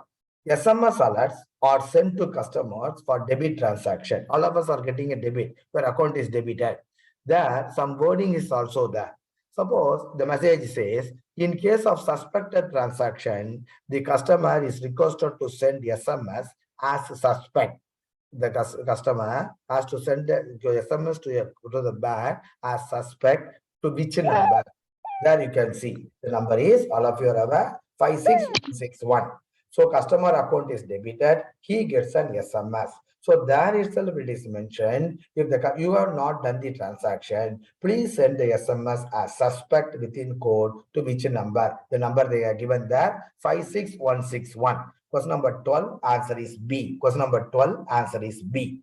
Okay, sir. Now we saw 4-5 policies. In EFT policy, we saw RTGS policy, we saw.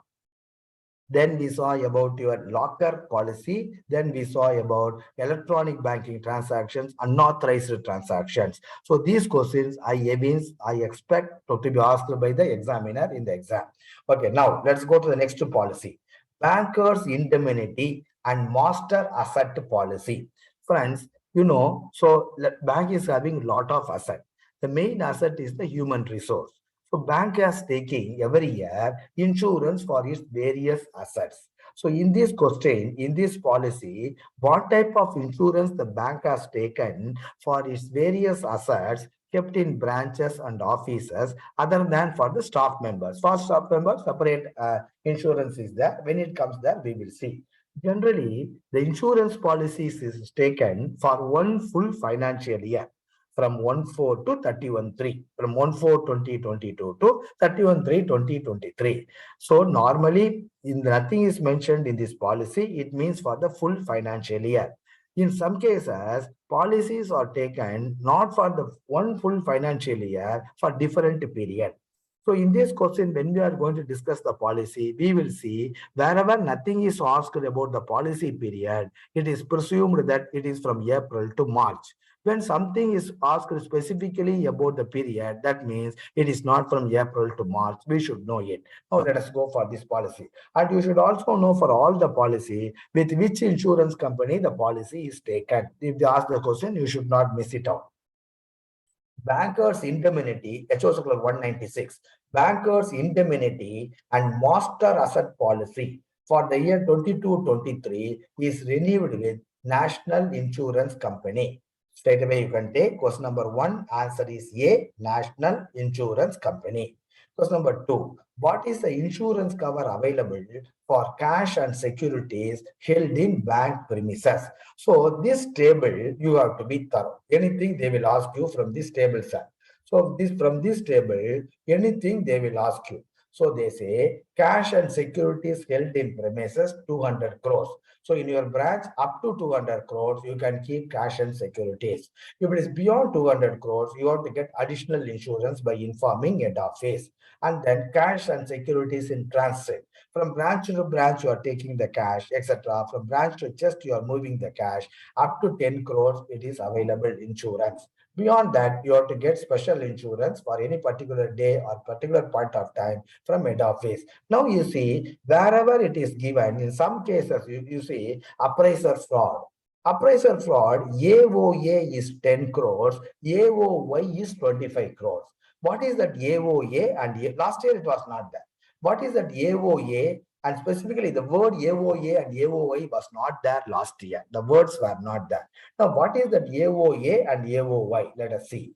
AOA means any one accident or any one event. AOY means any 1 year, that is the whole year. For example, appraiser fraud. Suppose in any branch, an appraiser fraud is taken place and the fraud amount is up to 10 crores, that will be covered in the insurance company. It may be 35 lakhs, it may be 1 crore, it may be 2 crores or 3 crores. Up to the fraud is up to 10 crores, the 10 crores will be reimbursed by the insurance company. So like that, in many branches in a financial year, the fraud will take place. All branches put together in a year, the maximum insurance cover is available for appraiser fraud is only 25 crores. Any one branch or any one incident, it is 10 crores. Up to 10 crores, it is covered. In a branch, it may be 25 lakhs, that will be covered. In a branch, it will be 50 lakhs, it will be covered. In a branch, it will be 1 crore, that will be covered. Only if you add in a year, up to 25 crores only, insurance cover is available. In two branches itself, it is over 10 crores, 10 crores, or 5 crores. In the fourth branch, if it happens, insurance company will not give anything on that year. So, any one accident, 10 crores, and whole year, it is 25 crores. Like that, for some cases, it is there. Wherever it is not there, AOY and AOA is not mentioned, it is for the whole year, AOY. Wherever AOY and AOA is given, it is for one accident, and the remaining thing is for all the accidents put together in a year. Okay, friends, this one you should know by heart. Anything they will ask. So I cannot explain more than that here. I can explain to you AOA and AOY, but I cannot tell you more than that. For example, loss of cash, items deposited in ATM, cash deposit machine, cash recyclers, some theft has taken place. Any one accident, 10 lakhs. For the whole year, like that in many that is ATMs that has happened, put together in all the ATMs, it cannot be more than 10 crores. So AOA and AOY, you please understand. And wherever the AOA and AOY is not given, it is for AOY. Okay, sir. Beyond this, I cannot tell anything in this table. And two more questions I framed from this. So the insurance policy is taken with National Insurance Company. The head office of the National Insurance Company is in Kolkata. Even the policy, the insurance policy for the serving employees or for the retired employees health policy, IBA health policy, that is also this year taken from National Insurance Company only. Okay. Claim notification to be sent to which office of the company if there is a claim in the branch. So fraud has taken place, ATM fraud or something, you have to intimate which office, you have to intimate not head office, etc. Divisional office for Bangalore. Any branch, in any branch all over the India, any this type of accidents takes place, they have to send the claim intimation to divisional office of the National Insurance Company, divisional office for Bangalore. Then within how much time, this question may come, within how much time claim intimation to be sent from the date of incident? Within, that is 24 hours. Question number 4, answer is A. Friends, the examiner is interested in asking you questions wherever he finds numbers in your circulars, memos, special communication, and manuals. So within 24 hours, the claim intimation to be given to Division Office 4, National Insurance Company, Bangalore. So question number 4, answer is A. So friends, from this data table, master asset policy, this table you should know. If they ask you, you should not miss it out. And other 4 questions, simple questions to get your confidence, I have prepared the question. Now, again, this is an important policy. This policy is taken for the human resource in the bank. So after the COVID has come, the bank is kind enough to introduce this policy to the employees of the bank. The serving employees, if they die, that is when they were in the service in the bank, the accident due to any type of death, whether accidental death or natural death, so the bank, the insurance company will claim, bank will claim and give the money to the family members of the deceased employee. So this is called group term life insurance policy for the employees. HO Circular 33/2022 and details are given 137/2022. From that policy, I have taken few questions. So very simply, straight away, you can answer. If they ask, you should not miss, not a very difficult policy. So what see here you see the question I asked, no, that master standard address policy, I have not asked the question, what is the policy period? I told you if nothing is told in the circular about the policy period, that means it is from 1st April to 31st March. If there is something told about the policy period, then that is not from 1st April to 31st March, some different 12 months period. So here it is that. What is the policy period of the group term life insurance policy for the employees of the bank in the case of death while in service for the year 22-23? So friends, we are in the year of 22-23 financial year. In another 2 months, the financial year will come to an end. What is the policy period? The policy is taken from 1/2/2022 to 31/3/2023. The policy is taken from 1/2/2022 to 31/1/2023. By this month end, the policy will come to an end. So this circular you see 33/2022. Last year, in the month of January, bank has issued the circular. So similarly, this year, in the month of January, 33/2023, a circular will come on the group term life insurance policy of the bank because policy is going to expire on 31st January 2023. So this policy period is this much. So question number 1, answer is B, that 1/2/2022 to 31/3/2023. You may expect a circular or memo shortly because once the policy is open, in HRMS package, you have to log in and you have to tick whether you want to be covered in the policy or not. If you want to be covered in the policy, employees have to bear 10% premium and bank will bear 90% premium. So all employees who have failed to do it last year, you can log in and make yourself, that is, you will say, I want the policy for this year. Okay, so 1/2/2022 to 31/3/2023. The policy is taken up with which insurance company? Bajaj Allianz. Question number 2, answer is C. The policy is taken up with Bajaj Allianz. So first, that one is national insurance. Okay, here it is Bajaj Allianz. Question number 2, answer is C. Question number 3, the policy covers what type of deaths? Accidental death, natural death, all types of deaths. Question number 3, answer is C. Then question number 4, and this is very important. This question was asked last time. What is the sum assured for various cadres? Substaff, 20 months gross salary, minimum rupees 20 lakhs, not maximum. So if the 20 months gross salary is coming something more than 10 lakhs, that amount will be paid. If the 20 months salary is not coming up to 10 lakhs, 10 lakhs will be paid. That's what minimum. Okay. Substaff, 20 months gross salary, minimum of 10 lakhs. Clerk, 20 months gross salary, minimum of 15 lakhs. Yes. If 20 months salary comes anything more than 15 lakhs, that amount will be paid. If 20 months salary is not coming up to 15 lakhs, minimum at least 15 lakhs will be paid by the insurance company to the legal has. Point number 3, officer, 20 months gross salary, minimum 20 lakhs. That is also correct.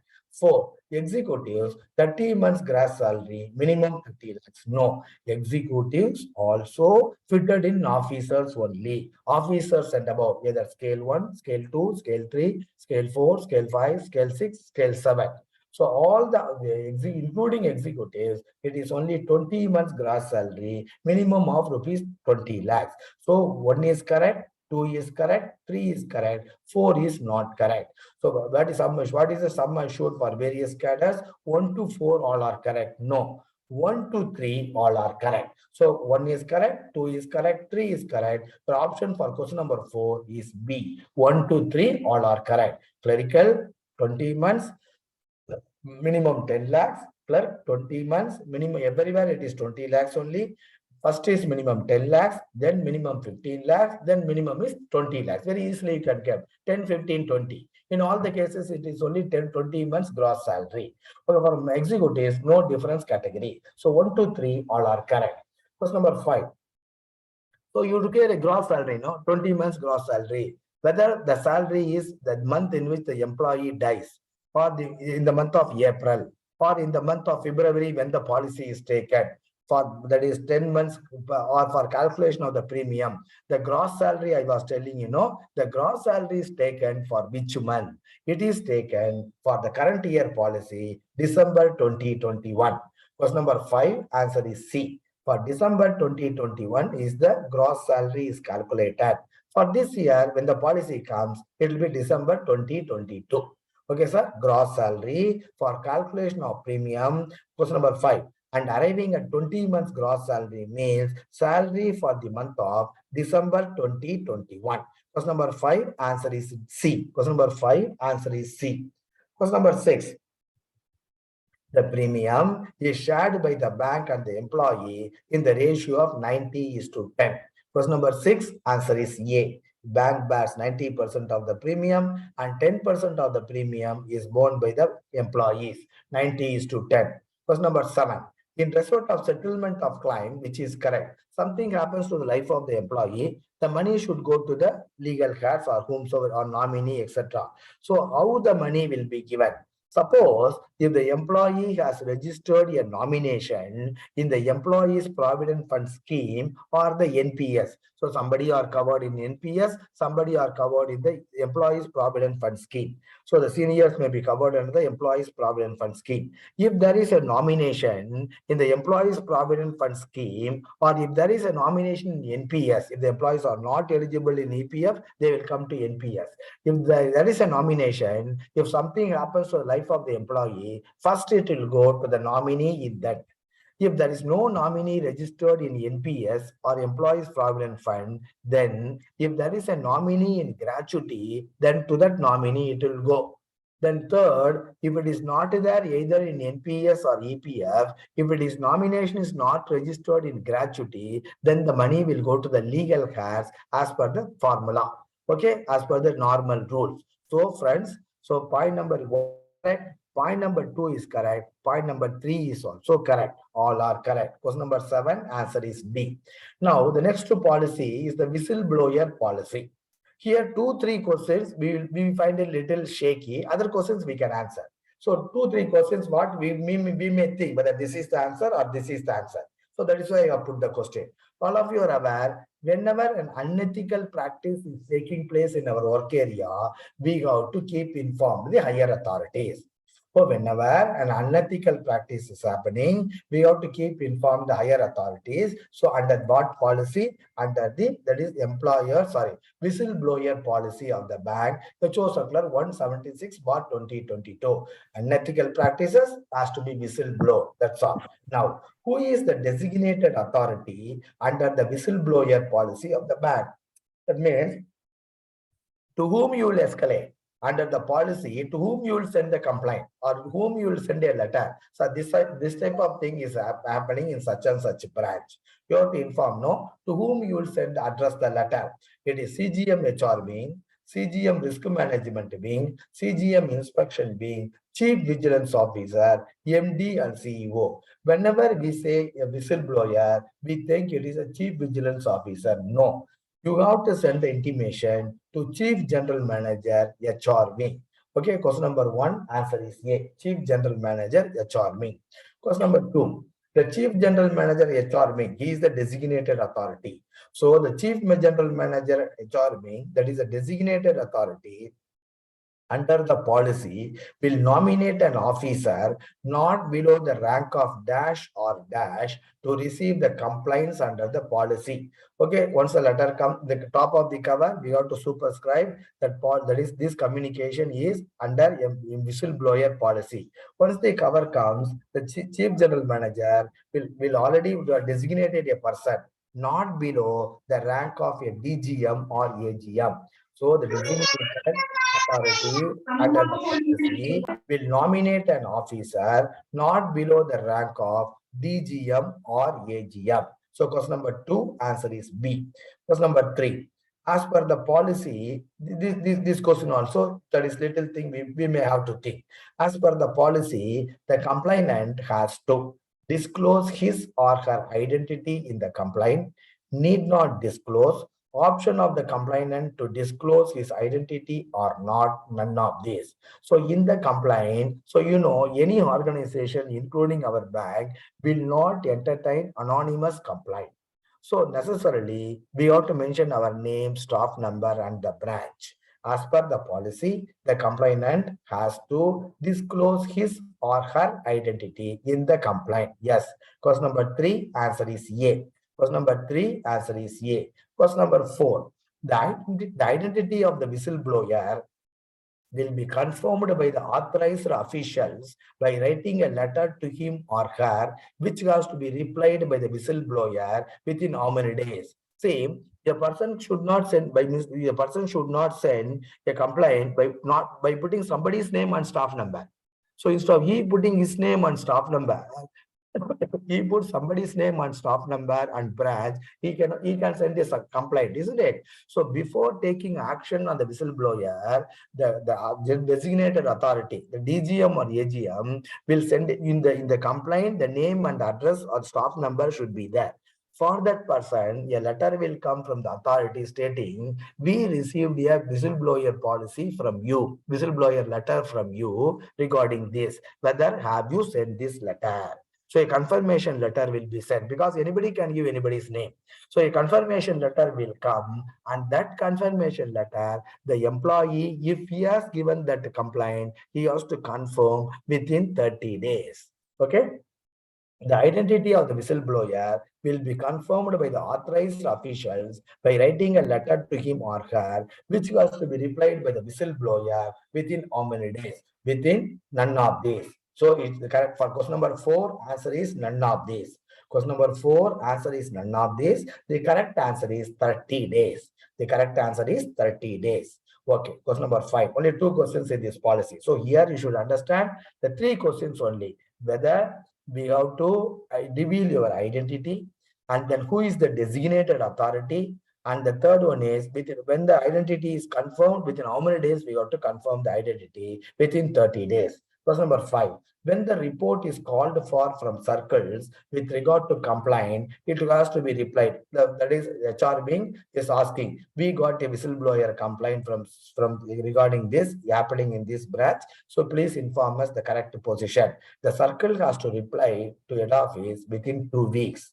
At no point of time, the complainant details will be revealed to anybody. It will be kept confidential only. When a report is called for from circles with regard to the complaint, it has to be replied within 2 weeks. Question number 5, answer is B. Question number 6, this is an important question again.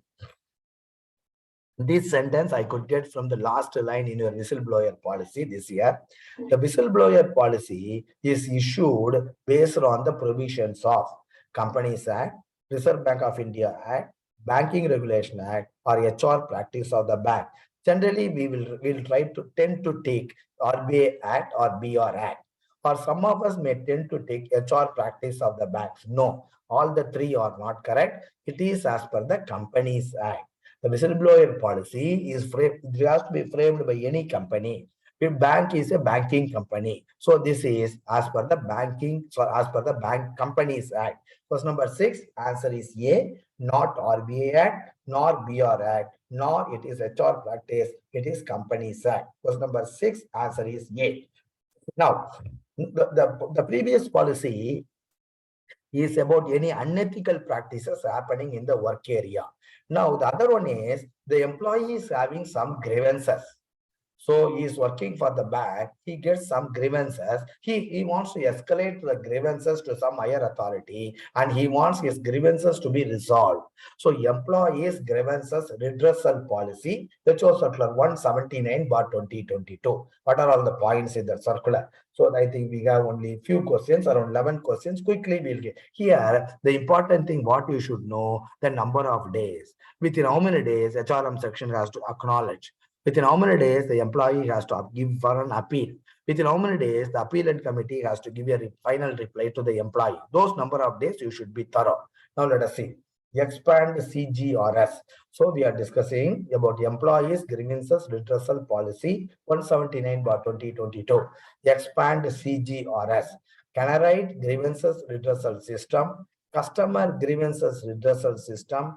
Canara grievances redressal system, none of these. This policy is related to employees grievances redressal policy. So the expansion for CGRS is can write grievances redressal system. Most of us will write customer grievances redressal system. No, because the policy is related to employees grievances.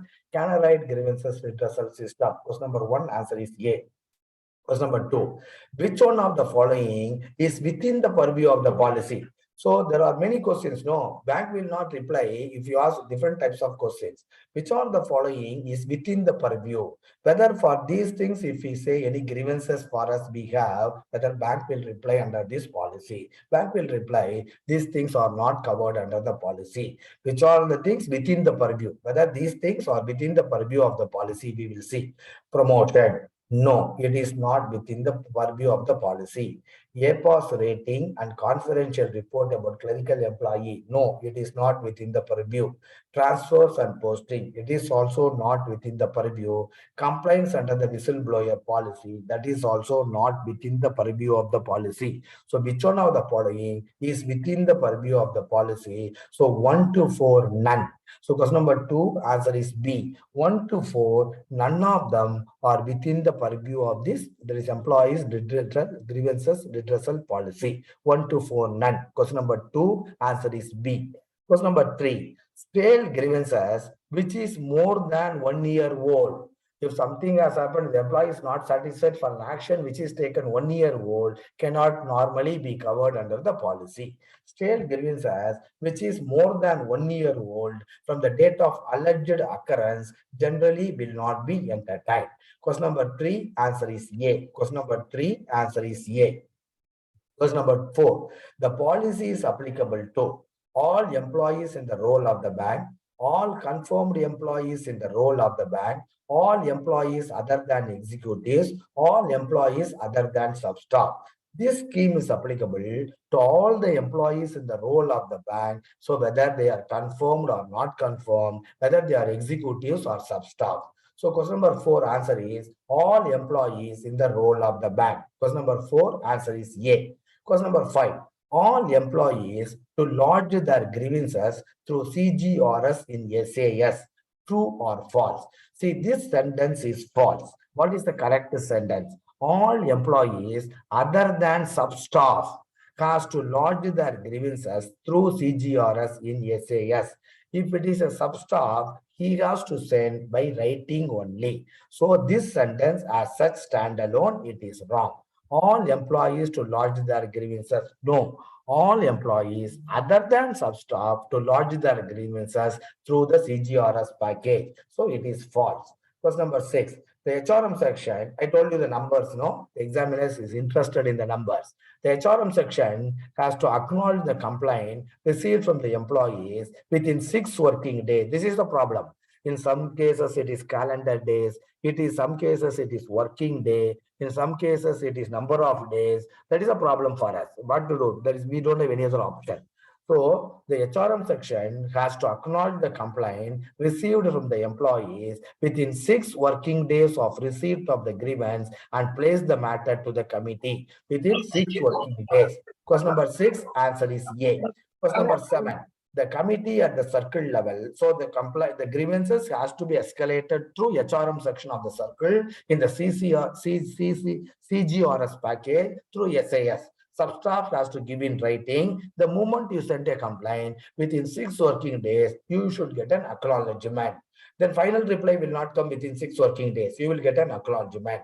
The committee, question number 7, it will be placed before a committee and the committee will take a decision and the committee will give you a final reply to you. The committee at the circle level to communicate its decision to the employee normally within 20 days from the date of receipt of the grievance at HRM section, and in any case, you should not exceed 30 days from the date of receipt of the grievance. So within 6 working days, you will get the acknowledgement. Within 20 days, not working days, within 20 days, final reply has to come, or maximum within 30 days of you sending the data letter to the HRM section, within 30 days, you will get the reply. So question number 7, answer is A. Question number 7, answer is A. The next policy is important. We are going to see this document handling policy also. Question number 8. If the employee is not satisfied with the reply of his complaint, or if his complaint is not attended within 30 days at the circle level, so he got a reply, is not satisfied, or he has not at all got a reply from the circle office, even though 30 days are over, then where he has to appeal? So he has to appeal to the apex level committee within dash rate days of receipt of the reply from the circle level committee. So within 30 days, he has to send his appeal. So question number 8, answer is C. Question number 8, answer is C. Question number 9. The IR section, Industrial Relations section, HO, to acknowledge the appeal within 6 working days. So like HRM section, they will acknowledge your appeal within 6 working days. Question number 9, answer is A. Then final reply. IR section may call for report from HRM section concerned, and the same has to be replied by HRM section within 15 days.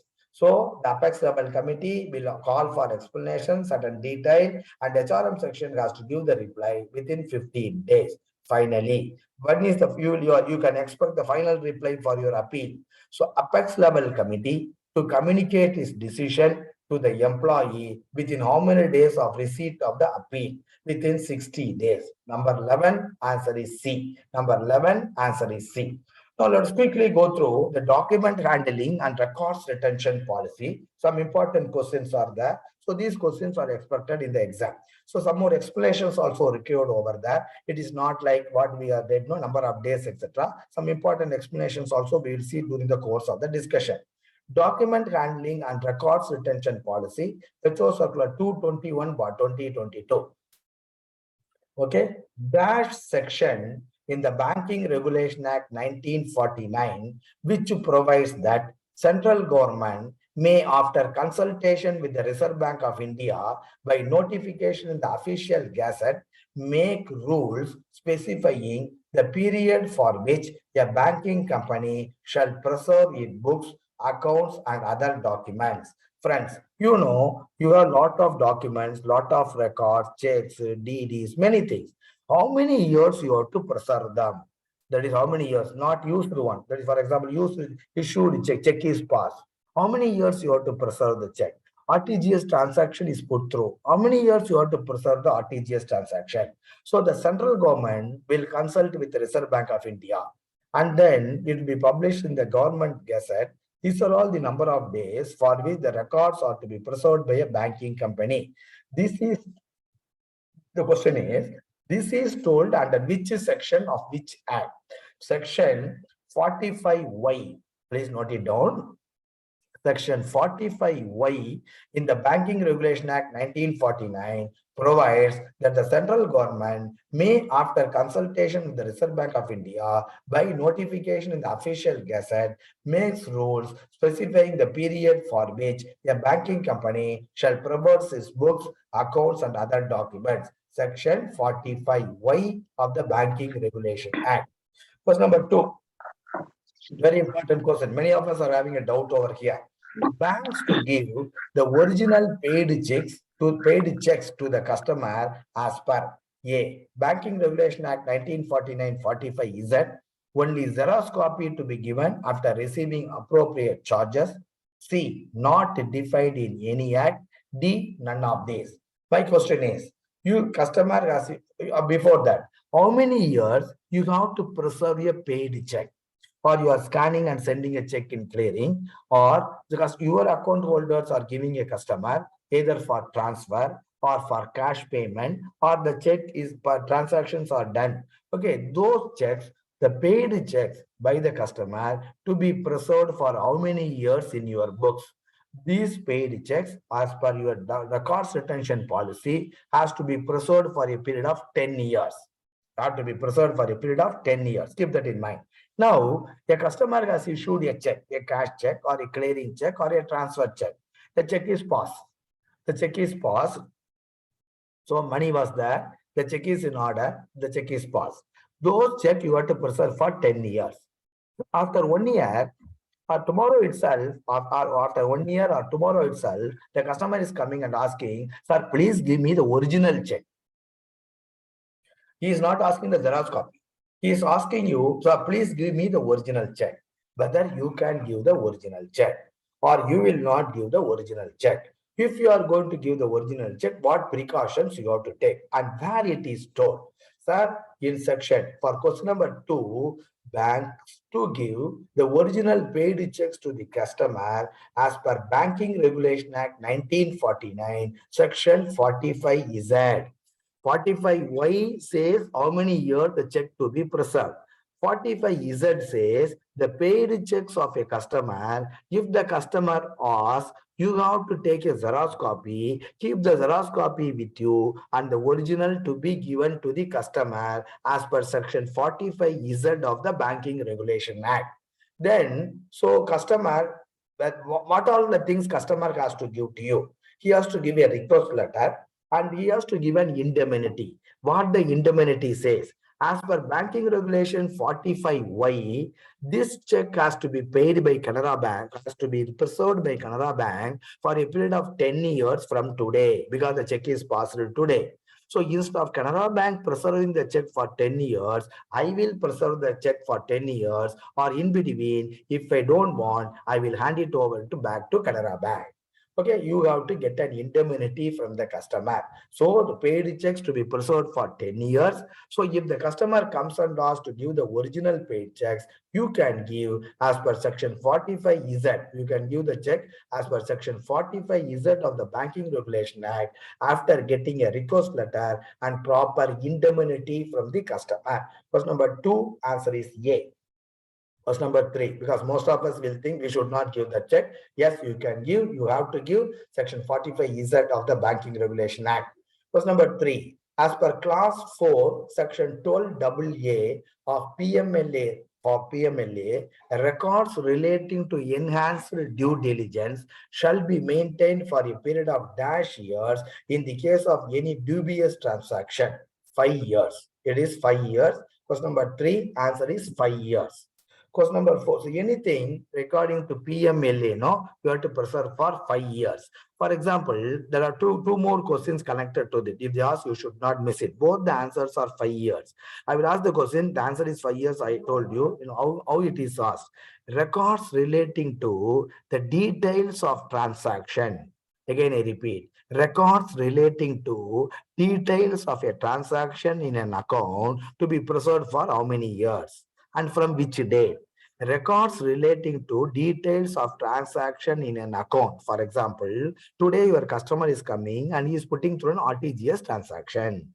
You have RTGS challan, you have UTR number, you have the check given by the customer.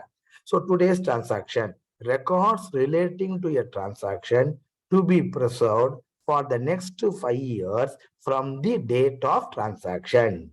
Today's transaction, you have to preserve for next 5 years. This is as per PMLA rule.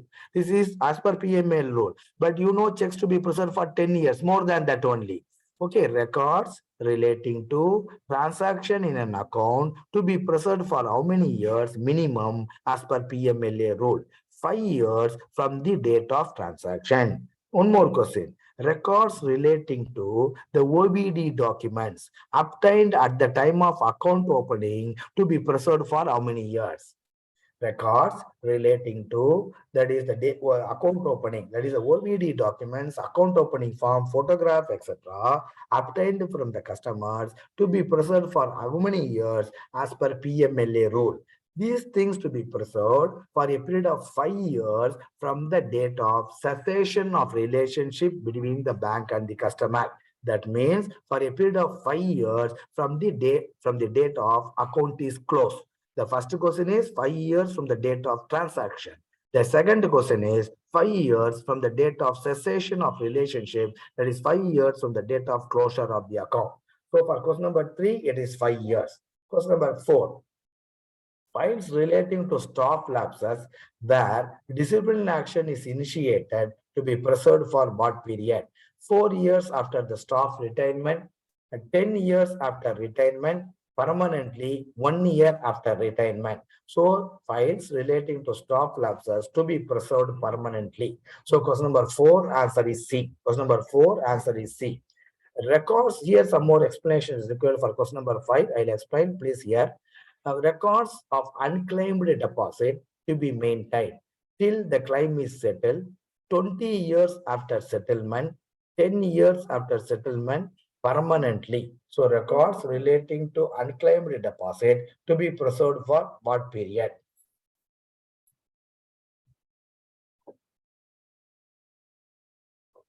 Records relating to unclaimed deposit. So now the question is, we will see the different questions, the questions which was asked last time. Friends, what is an unclaimed deposit? The moment we hear the word unclaimed deposit, the word 10 years is coming to our mind. Yes, you are getting the correct word. Now, the definition for unclaimed deposit for an operative account and a definition for an unclaimed deposit for a term deposit. Two different definitions are there. Both the definitions I tell you, that is, what do you mean by an unclaimed deposit for an SB account or for a current account? So unclaimed deposit for a current account or SB account means there are no customer-induced transactions for more than 10 years. What do you mean by customer-induced transaction? If the customer has given a standing instruction, this is a customer-induced transaction. If the customer gives a standing instruction to you, if every month the FDR interest to be credited to my SB account, that is a customer-induced transaction. Or customer puts a debit or credit in his account through internet banking or mobile banking or through ATM or through the banking channel. These are all the customer-induced transaction. Whenever there are no customer-induced transaction in the operative account of the customer for a period of more than 10 years, we call that operative account as unclaimed deposit. If there are no customer-induced transactions for more than 2 years in that operative account, we call that account as inoperative account or dormant account.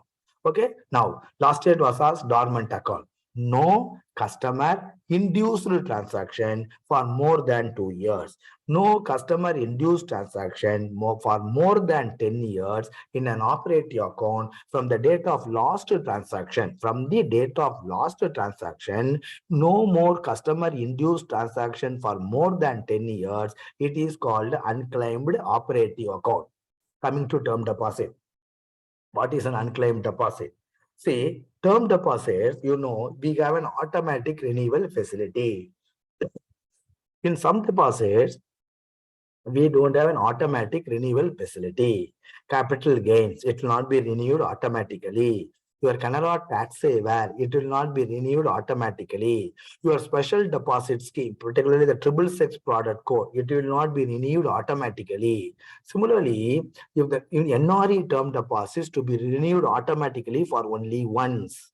And similarly, if the customer comes and opens an KDR or FDR, if he says, I do not want automatic renewal facility, to the maturity option, you can go and you can select. Okay, whenever deposits are not matured automatically, so where the money will go? Whenever the deposits are not renewed automatically, the money will go to an head called overdue deposit. The head of the SL is called, the SL name is overdue deposit. When the deposits are not renewed automatically, they will go to an head called overdue deposit. On maturity, the term deposit proceeds will go to the overdue deposit SL. So if the matured proceeds are not claimed for more than 10 years, what is an unclaimed deposit for a term deposit? After maturity, the maturity proceeds, wherever it is not automatically renewed. After maturity, if the maturity proceeds remained with the bank for more than 10 years, that deposit is called unclaimed deposit for a term deposit. Next point. The question asked last time was the unclaimed deposit was defined in which section of which act? They are not asked what is an unclaimed deposit. The unclaimed deposit is defined in which section of which act? The unclaimed deposit is defined in section 26 of Banking Regulation Act. Section 26 of Banking Regulation Act. So more than 10 years, if it is remains with you, it is called unclaimed deposit. Now, these unclaimed deposits to be transferred where? These unclaimed deposits to be transferred to a fund created by Reserve Bank of India called in the year 2014. This fund was created by Reserve Bank of India. The fund name is Depositors Education Awareness Fund. Depositors Education Awareness Fund. These unclaimed deposits to be transferred. What is an unclaimed deposit? More than 10 years after maturity. If it is operative deposits, more than 10 years after customer induced transaction, these unclaimed deposits are to be transferred to Depositors Education Awareness Fund with Reserve Bank of India. Within how many days or how many months these unclaimed deposits to be transferred to DEAF? Within 3 months after they become unclaimed deposit, the funds are to be transferred to DEAF. We need not do anything. Head office itself will transfer the funds to DEAF. The question asked was Depositors Education Awareness Fund, which is relevant with regard to Depositors Education Fund. 1. Depositors Education Awareness Fund is defined in Section 26 of the Banking Regulation Act. Point number B, Depositors Education Awareness Fund is defined in Section 26A of the Banking Regulation Act.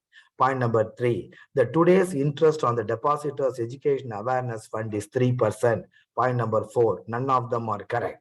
So friends, the Depositors Education Awareness Fund is defined in Section 26A of the Banking Regulation Act.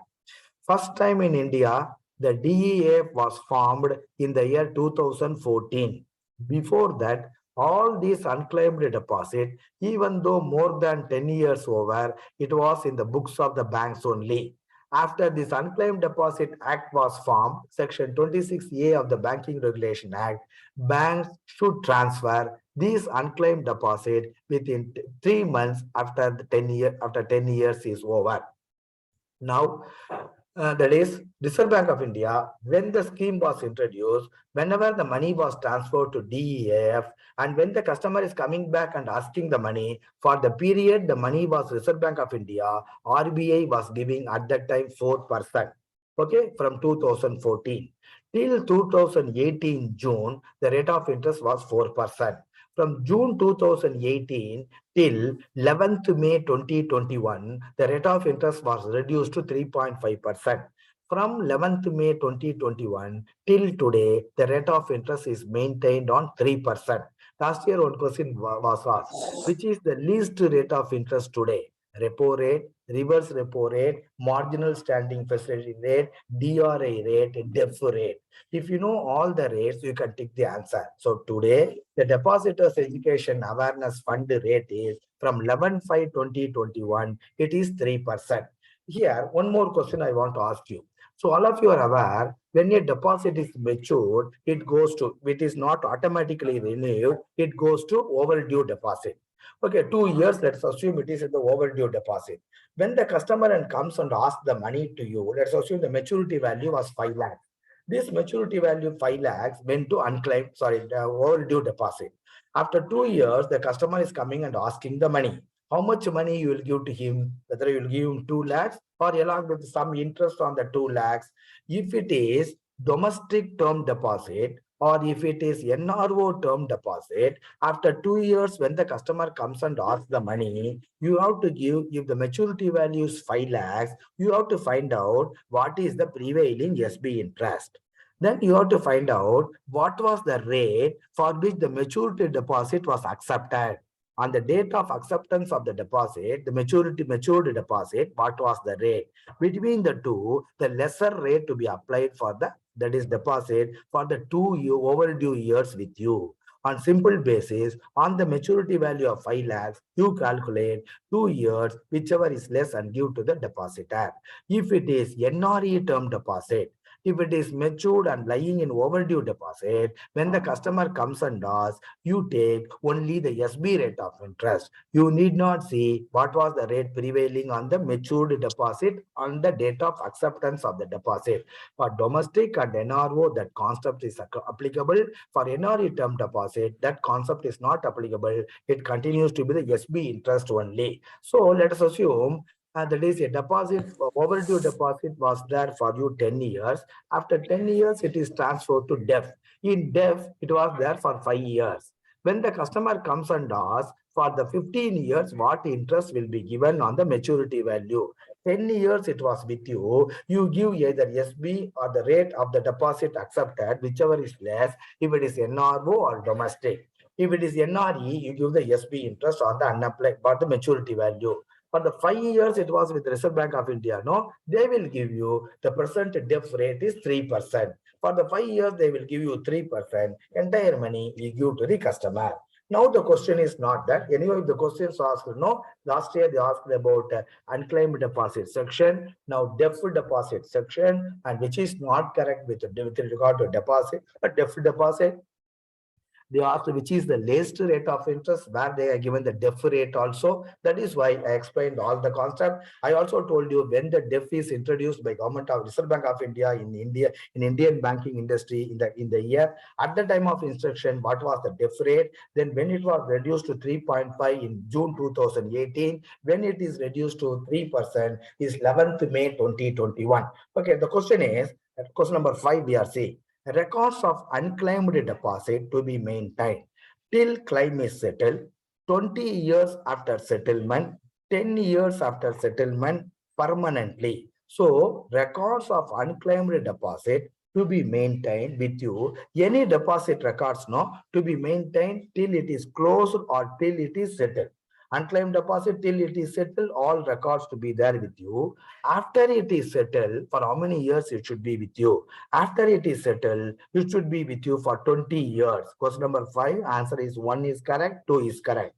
Till claim is settled, 2, 20 years after the settlement, records to be maintained. Question number 5, answer is A.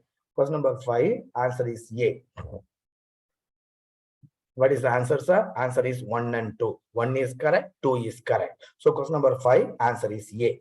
Question number 6, records relating to disputes or litigation in the court of law. Records relating to disputes or litigation in the court of law to be preserved for till court verdict is obtained, 5 years after the court verdict is obtained, 10 years after the dispute is over, permanently none of these. Records relating to dispute.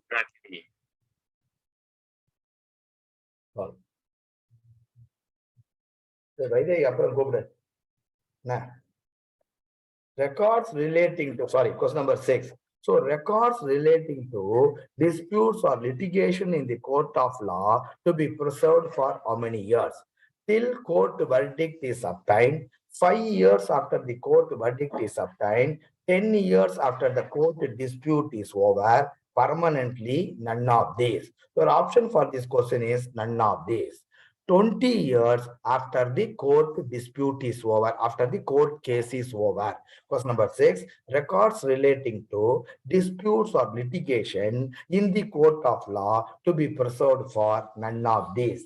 They have to be preserved for 20 years after the court case is over. 20 years after the court case is over. Question number 7, you see. Records relating to the death claim to be preserved for how many years? We are having a doubt whether it is 21 years or permanently. As per the records retention policy 226/2022, it has to be preserved permanently. Records pertaining to death claim to be preserved for how many years? To be preserved permanently. Nomination register, death claim papers, death claim file, death claim register to be preserved permanently. Question number 7, answer is B. Question number 8.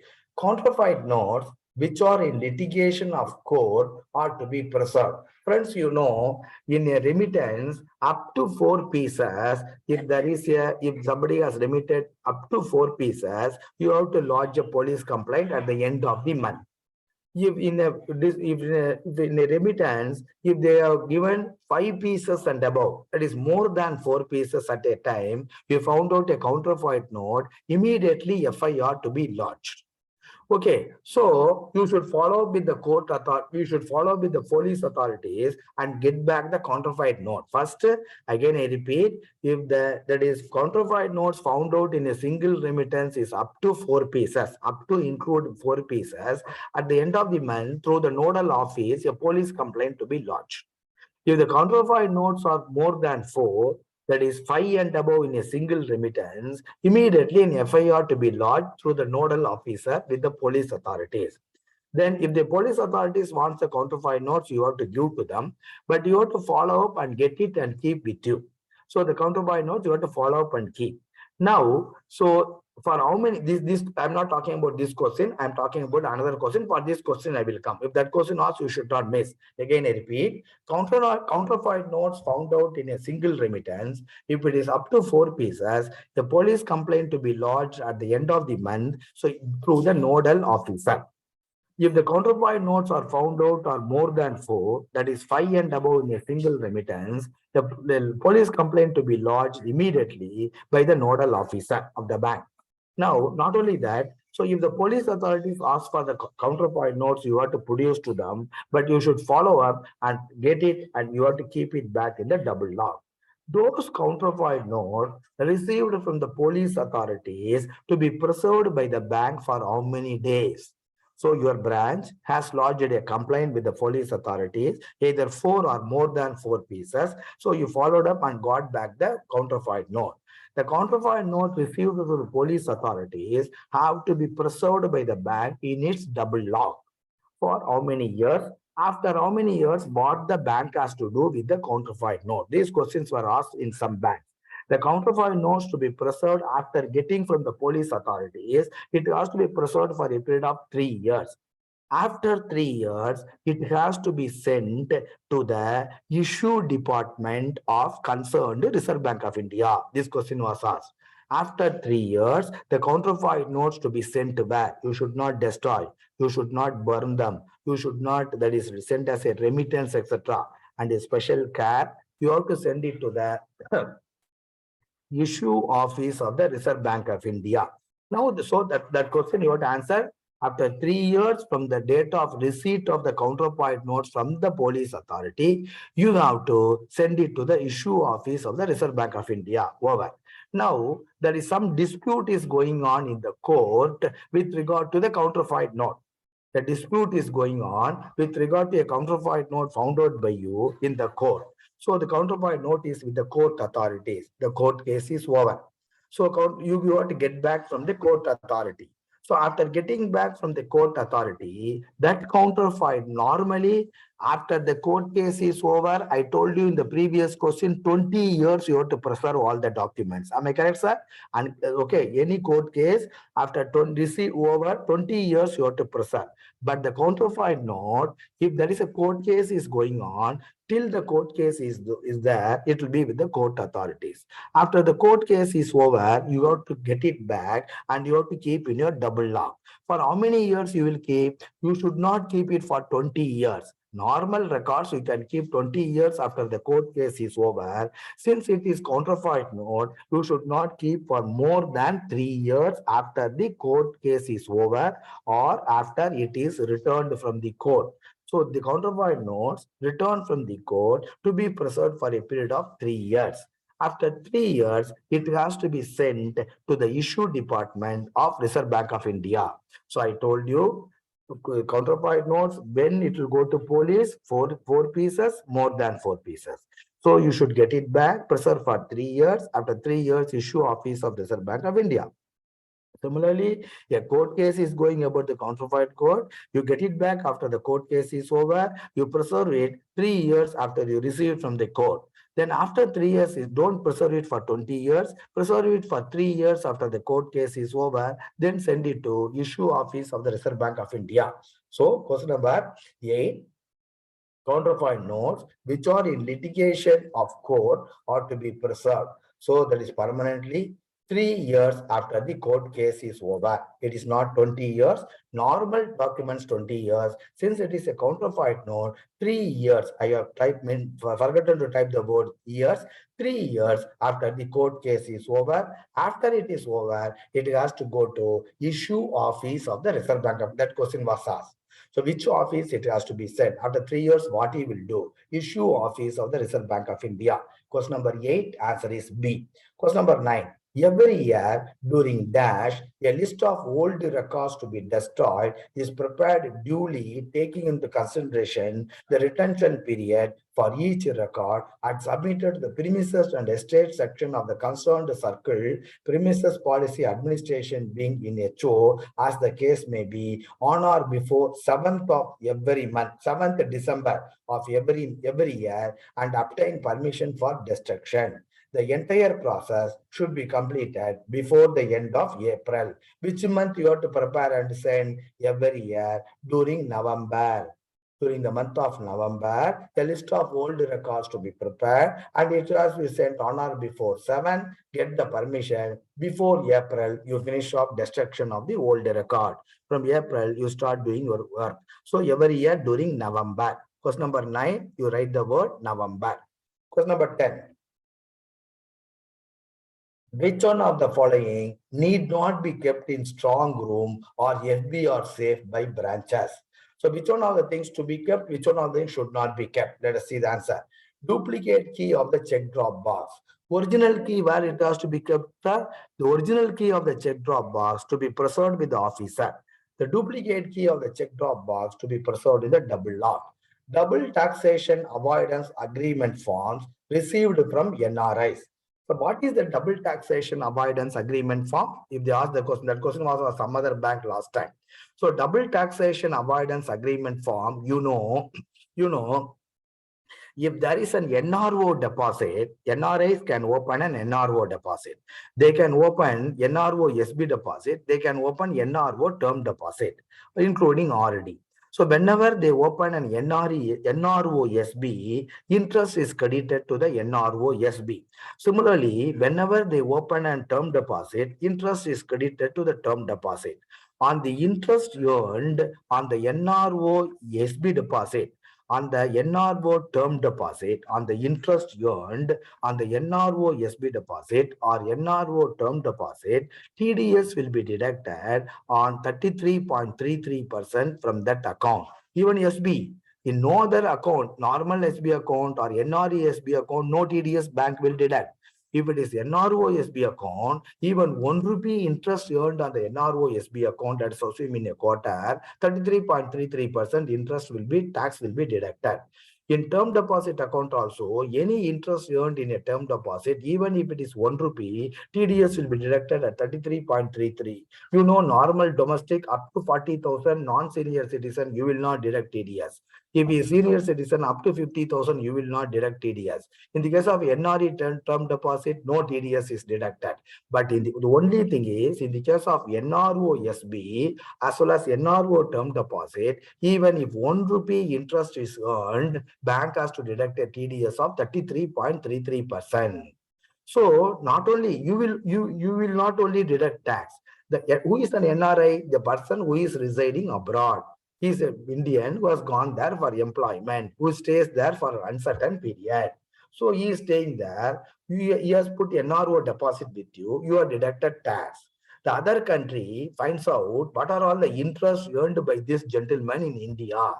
So he has to declare. In India, I am having an NRO deposit Canara Bank, this much interest I earned. So that country, we again put a tax on that NRO interest earned by this gentleman in India. Already you are deducted 33.33%. The other country also deducts some in TDS on that interest earned in India. So what has happened? The NRIs represent to the government of India. So government of India, sir, you are deducting tax. The other fellow is also deducting tax. You please understand, discuss with them, come out with a solution. So government of India has entered into, that is an agreement called Double Taxation Avoidance Agreement, DTAA. Government of India entered into an agreement with certain countries, and whichever country they are discussed and they told, if NRIs is residing in Dubai, India will deduct TDS on the NRO deposit only 15%. If my people are residing in UAE, after discussing with the UAE government, India has told I will deduct only 10%. So like that, certain countries, India discussed the matter with them and they have reduced the TDS in India on the NRO deposit from 33.3% to some lesser percent. If you deduct TDS on those people who are residing on those countries at a lesser rate, that is okay. But for that, they will give you a form called Double Taxation Avoidance Agreement form, like your 15G, 15H, they will give. That form, they have to get a chop off from the government of that country and they will give you. Based on that form, you will deduct only 10% or 15%, not 33.33%. This form, like 15G, 15H, has to be given every year. You know, every year you have to get 15G, 15H. This form also to be given every year by the NRI customer. These forms to be preserved in the double lock. So I explained to you about the DTAA. Okay, any question asked, you should not miss it. Even the interview they ask, you should not miss it. So these forms to be preserved in the double lock. Then point number 3, information on filing of ETDS returns, that also to be preserved in the double lock. Checks lying in check drop box at the end of the day. That is at the end of the day, if any checks are lying in the check drop box, we should not close the premises and go laying them there. That also to be taken, counted, written in a notebook and to be kept in the double lock. Debit cards are also to be kept in the double lock. Which one of the following need not be kept in the double lock? 1 to 5, none. Question number 10, answer is D, 1 to 5, none. Question number 11, registration of mortgages. So that is EMT register. So your registration of mortgage and charges to be preserved for how many years? This has to be preserved permanently. Registration of mortgage and charges, they have to be preserved permanently. Now, let's try to finish off. Now it is 4:45. We'll try to finish off this branch authorization policy today. So we'll take up for the other policies maybe some other time. These 10 questions I will finish. But the only thing is for these 10 questions, I think I have given multiple options. Let us see. Now, the first question was asked last time.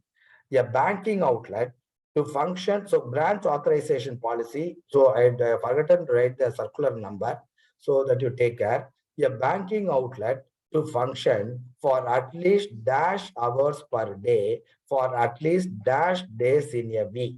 A banking outlet to function for at least 4 hours per day and at least 5 days in a week. That is the correct answer. So 4 hours and 5 days. Question number 1, answer is A. So not 6 days or 5 days, second Saturday, fourth Saturday, and all is not that. As per the branch authorization policy of the Reserve Bank of India, a banking outlet to function for at least 4 hours per day and 5 days in a week. Question number 1, answer is A. Question number 2, a banking outlet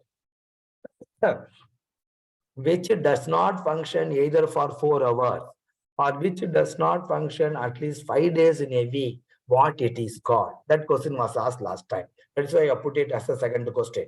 A banking outlet which does not provide delivery of services for a minimum of 4 hours per day and at least 5 days in a week is called part-time banking outlet, partial banking outlet, temporary banking outlet, none of these. If they don't work for 4 hours and 5 days in a week, it is called part-time banking outlets. Question number 2, answer is A.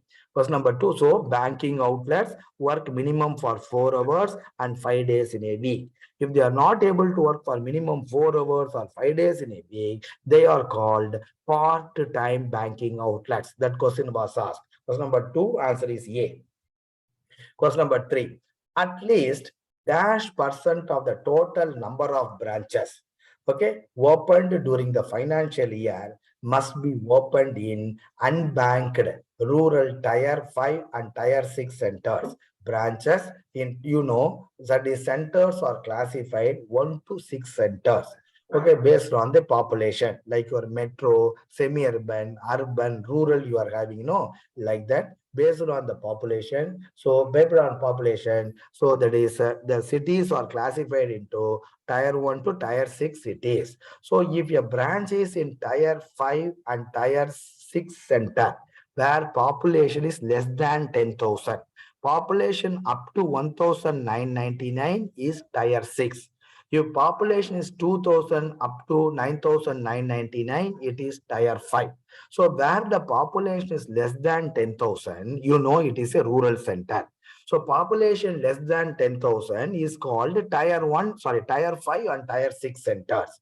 Okay, so wherever a branch is in, for example, whenever so bank is opening 100 branches, let us assume in this year, Canara Bank is opening 100 branches.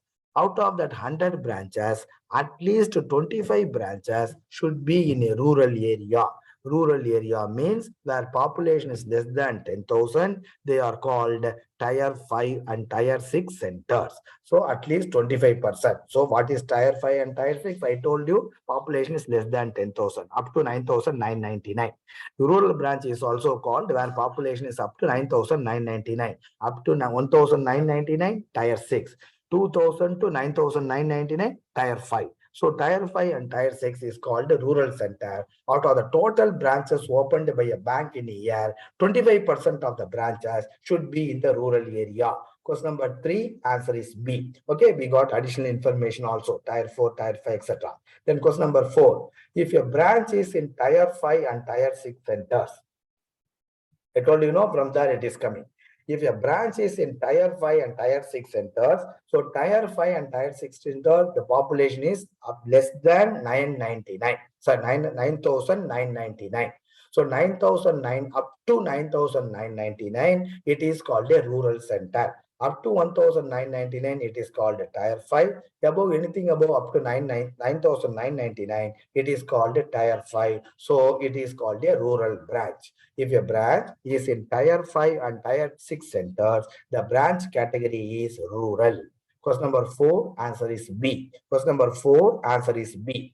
Question number 5, a rural, a branch which is in tier 5 and tier 6 center that does not have a CBS enabled banking outlet of a scheduled commercial bank. There is no branch of the CBS in that branch.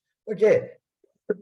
A rural center where does not have a CBS enabled banking outlet of a scheduled commercial bank, a small finance bank, no branch is there, a payment bank, no branch is there. Here, when it comes to payment bank, I want to ask you a question because there is a change in the payment bank in the last 2 years.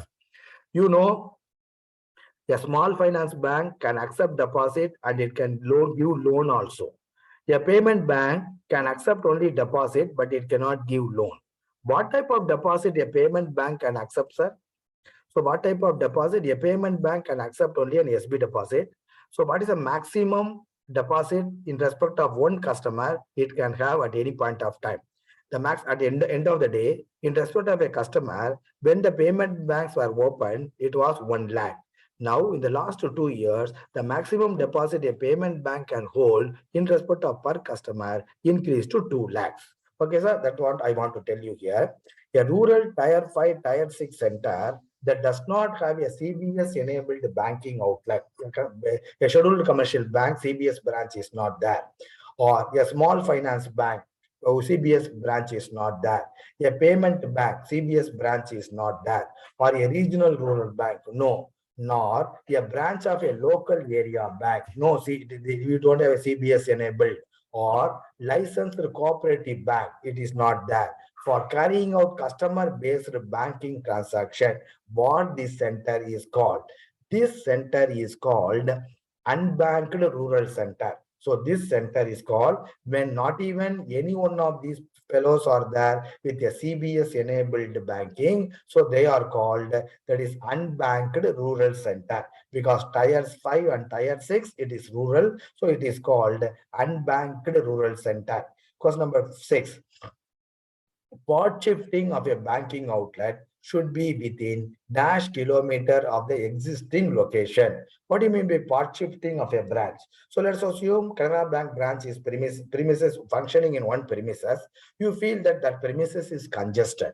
You have a lot of NRI customers or a lot of high net worth customers. For them, you want a separate SB counter, all your SB transaction. Not only that, for that NRI, all your SB transactions you do not want to do in these premises. You want to open another premises where you want to do for all your SB customers, all SB transactions there.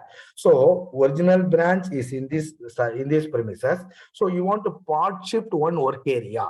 So when you want to part shift one work area, the distance between that part shift, that branch and the main branch should be within 1 kilometer. It cannot be more than 1 kilometer. So question number 6, part shifting of a banking outlet should be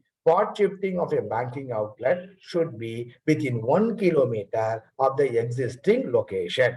Question number 6, answer is B. Answer is B. Question number 7, shifting, merger, closure, conversion of any rural banking outlet as well as a sole semi-urban banking outlet. Friends, when a branch is in a rural area, when a branch is in a semi-urban area, you have only one branch. In the rural area, you have only one branch. In the semi-urban area, you have only one branch. No other bank branches are there.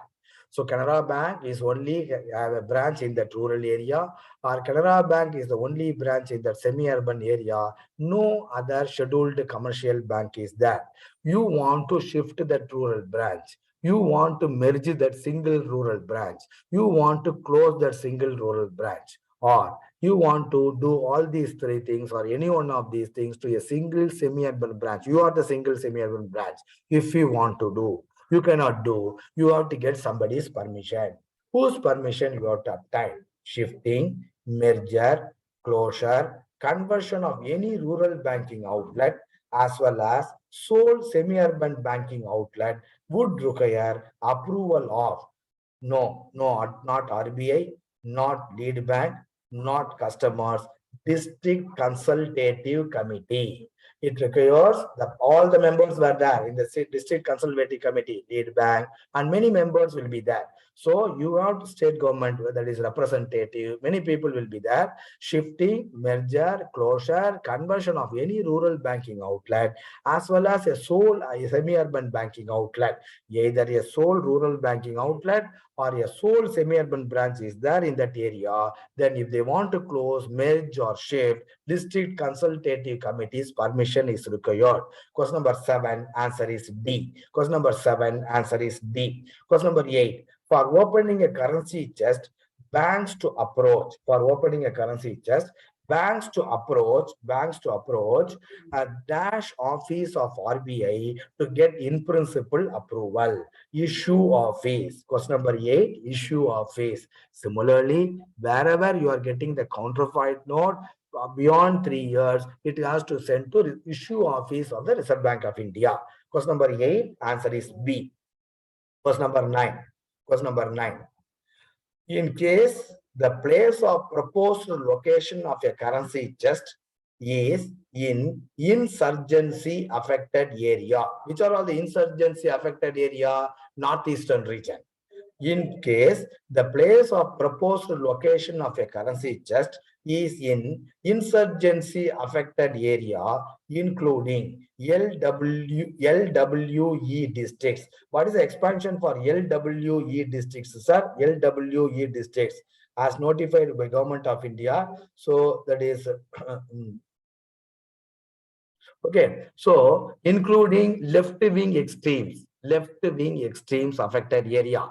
In case the place of a proposed location of a currency chest is in insurgency affected area, including left-wing extreme districts as notified by Government of India from time to time. So in these places, if your bank wants to open a currency chest, or within a radius of dash kilometers of international border, within 80 kilometers of the international border from Pakistan, from China, within the 80 kilometers, you want to open a currency chest, or within 80 kilometers, or you want to open a currency chest in the union territories of Jammu and Kashmir and Ladakh, or northeastern states, banks may approach the issue office of RBI for obtaining security clearance. So in these areas, if you want to open a currency chest, and if the proposed location is from 80 kilometers from the international border, then you have to get prior permission from the issue office. For you have to go not only for prior clearance, you have to go for security clearance from the regional, from the concerned issue office of the Reserve Bank of India. The answer for the question is 80 kilometers. So 80 kilometers for question number 9. Question number 10. You'll see, after currency chest construction is over, banks to approach Reserve Bank of India for final approval. So first in principle approval. Then the second one, if it comes in certain, that is moist or left-wing extremes affected area, insurgency state, etc., or if it is within 80 kilometers from the international border, then you have to go to RBI for security clearance. So everything is over, then final clearance to be obtained from Reserve Bank of India before starting the currency chest operation. After currency chest construction is over, question number 10, banks to approach Reserve Bank of India for final approval. RBI has to give final approval within 30 days. 30. Within 30 days, RBI has to give the final approval. I think we'll stop with this, sir. Today it's around 5 o'clock now. So we'll see in which time we will try to finish the remaining question and answer for these important policies of the bank. With that, I'm winding up the section. Wish you all a happy Shankaranti. We will meet in the next session, sir. Thank you very much. Sir, this is Raghavendra, sir, from Bangalore. Yes. Yeah. Sir, thank you so much, sir. From Yes. CBOA, we thank you for enlightening us with a lot of information.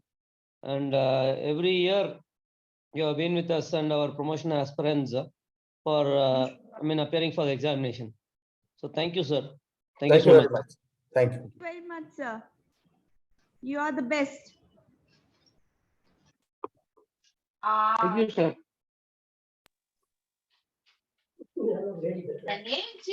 Thank you, sir.